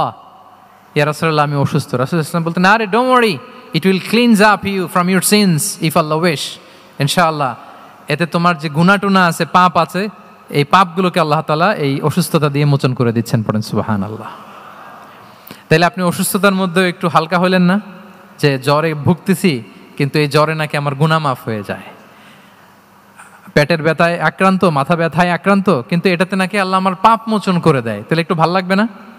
তাহলে দেখেন, একটা কঠিন পরিবেশকে রাসূল সাল্লাল্লাহু আলাইহি ওয়াসাল্লাম সহজ করতেন। অসুস্থ শুনলেই লা বাস তাহুরুন ইনশাআল্লাহ, আর কিছু হবে না, আল্লাহ তোমার গুনাহ মাফ করে দিচ্ছে। অসুস্থ ব্যক্তি দেখলেই মাথায় হাত দিয়ে দোয়া করতেন, আল্লাহুম্মা রাব্বান নাস আযহিবিল বাস ইশফি আনতাশ শাফি লা শিফাআ ইল্লা শিফাউক শিফাআন লা ইউগাদিরু সাকামা। উজ্জীবিত হয়ে যেত অসুস্থ ব্যক্তি। আমরা কি করি? কাউকে অসুস্থ দেখলে, রোগাক্রান্ত দেখলে, ওই রোগে সবচাইতে কষ্ট পেয়ে যে মারা গেছে তার ঘটনা বলা শুরু করি, যে হায় রে ভাই আপনার ক্যান্সার, আমার এক খালা ছিল ক্যান্সারের 4th স্টেজে চলে গেছিল, 14টা কেমো দেয়া লাগছে, এই যে ফিরিস্তি একেবারে ওনার দাফন কাফন পর্যন্ত। এখন বলেন ওই লোক যাও সুস্থ ছিল, এখন আর সুস্থ থাকবে? কথা বলেন, থাকবে? একটা দিব্যি সুস্থ মানুষকে যদি আপনি বলেন ভাই আপনাকে দেখতে কেমন যেন একটু রোগা রোগা লাগতেছে, অসুস্থ নাকি? এরপরে প্ল্যান করে ধরেন আপনি বললেন, উনি আবার ওদিকে যাওয়ার পরে আরেকজনকে প্ল্যান করে বলতে বললেন, ও বললো ভাই ব্যাপার কি, চেহারাটা কেমন শুকনা শুকনা। এরকম 5 জন বলার পরে ওই বিকেলে কাঁথা গায়ে দিয়ে শুয়ে ফেলবে বিছানায়। তো আপনি অসুস্থ এমনি বানায় ফেলছেন। কিন্তু রাসূলুল্লাহ সাল্লাল্লাহু আলাইহি ওয়া আলিহি ওয়াসাল্লাম উনি বলতেন লাবাস আলাইক তাহুরুন ইনশাআল্লাহ, আরে সুস্থ হয়ে যাবা। এজন্য দেখতে গেলে আপনি উৎসাহিত করবেন, বলবেন আরে ভাই আপনারা তো খুব সুস্থ লাগতেছে। কে বলছে আপনি অসুস্থ? অসুস্থতার কোনো ছোঁয়াই তো আপনার মধ্যে নাই। হ্যাঁ, you are looking very fine, চমৎকার লাগতেছে আপনার, কে বলছে? তো ভালো হয়ে যাচ্ছেন। এটা বললে উনি আশা পায়। আর আপনি যদি ওই রোগে সবচেয়ে কষ্ট পেয়ে যে মারা গেল, এই ঘটনা যদি ওনারে শোনান, উনি বাঁচবে বলেন? তাহলে আমরা মানুষকে উৎসাহিত করব, অপটিমিস্টিক হব, প্যাসিমিস্টিক হব না। এবার বলুন, হুনাইনের যুদ্ধে, কুইজ, হুনাইনের যুদ্ধ কত হিজরিতে হয়েছিল? কত? 7ম, 8ম? হ্যাঁ, মাত্র 2-4 জন বলতেছে। আমাদের ওই যে হাসানা ফাউন্ডেশনের একটা সিরা অলিম্পিয়াড চলতেছে, এটাতে অংশগ্রহণ করতে হবে আপনাদের। আমরা প্রতিদিন একটা করে কুইজ জানান দিচ্ছি মানুষদেরকে, একেবারে সব মুখস্থ হয়ে যাবে ইনশাআল্লাহ। তাহলে 8ম হিজরিতে হাওয়াজিন বনু সাকিব গোত্রের বিশাল ব্যাটালিয়ন নিয়ে ওরা আসছে, এবং ওরা আসছে যে আমরা শুধু একা যাব না, আমাদের স্ত্রী বাচ্চা কাচ্চা, আমাদের যার ঘরে যত সম্পদ আছে সব নিয়ে মরুভূমিতে যাব। এটা নিয়ে যাব কেন? সবার মধ্যে যেন ইন্সপিরেশন আসে যে যদি আমরা হারি, আমরা সব শেষ, আমাদের সম্পদও নিয়ে যাবে। আর এগুলো রক্ষার জন্য হলেও মুহাম্মদের বিরুদ্ধে আমাদেরকে জয়লাভ করতে হবে। কি টেকনিক দেখেন!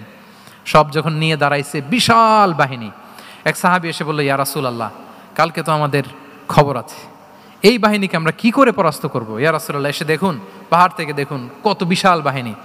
রাসূল সাল্লাল্লাহু আলাইহি ওয়াসাল্লাম দেখা মাত্রই বললেন, তিলকা গনিমাতুল মুসলিমিনা গাদান ইনশাআল্লাহ। আরবি যারা বোঝেন, যে it will be the war booty for the Muslim community tomorrow ইনশাআল্লাহ। আরে এগুলো তো আমরা সব গনিমত আকারে ব্যাগে কইরা মদিনায় নিয়ে যাব।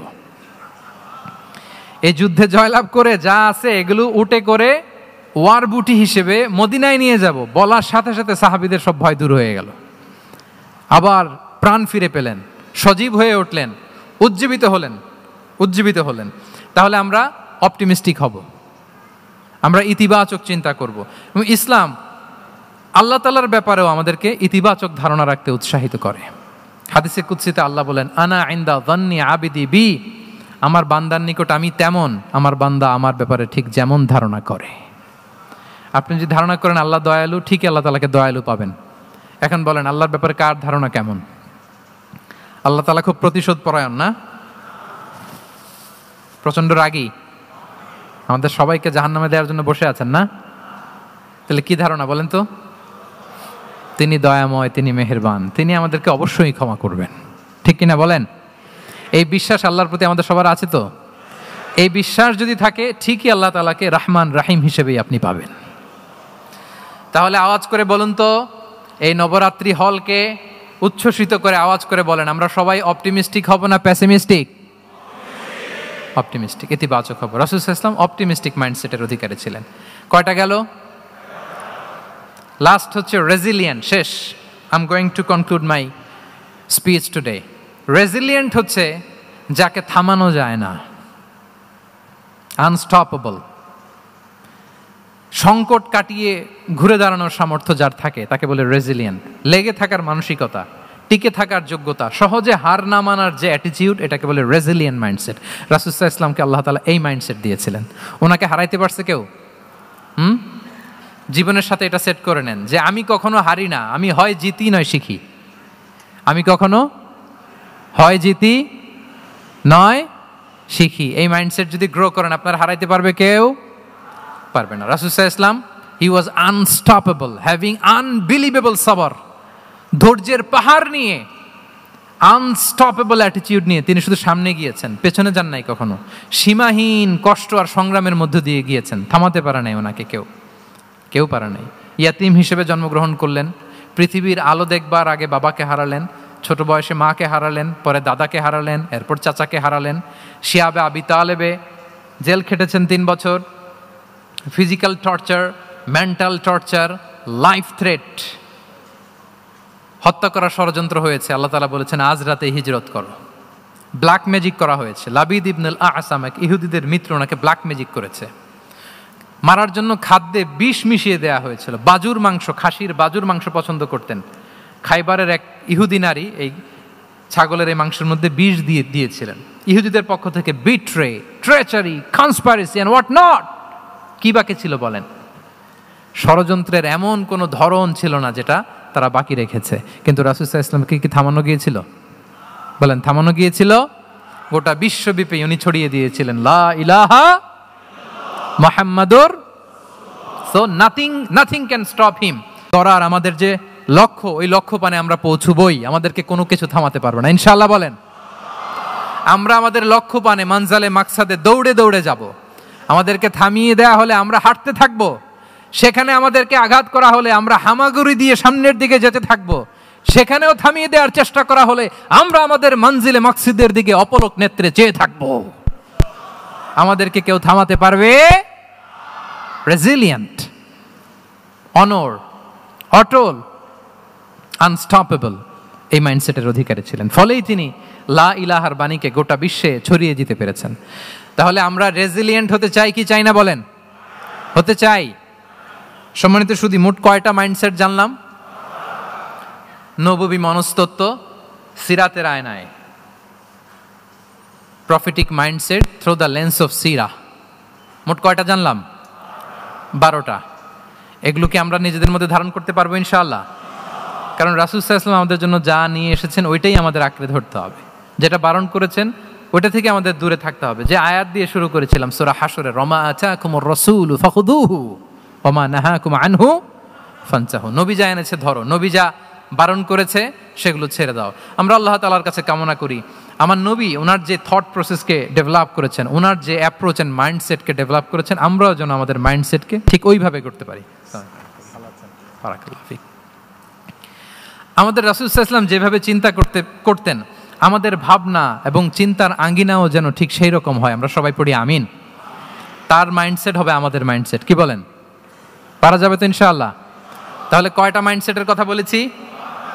কয়টা বলতে পারবেন? কয়টা দেখি। 1 নম্বরে কি ছিল? God centric. 2 নম্বরে ভিশন ওরিয়েন্টেড। 3 নম্বরে wisdom driven. 4 number reform centric. 5 number open minded. 6 number entrepreneur. 7 number considerate. 8 number transparent. 9 number appreciative, 10 number flexible, 11 number optimistic এবং 12 নাম্বার রেজিলিয়েন্ট। এটা ছিল রাসূল সাল্লাল্লাহু আলাইহি ওয়াসাল্লামের মাইন্ডসেট। এই মাইন্ডসেট দিয়ে যদি আমরা আমাদের মাইন্ডসেটকে সাজাতে পারি, আমাদের সফলতা দুনিয়া এবং আখিরাতে কেউ ঠেকাতে পারবে। আল্লাহ তাআলা আমাদের সবাইকে কথাগুলো বোঝার ও আমল করার তৌফিক দান করুক।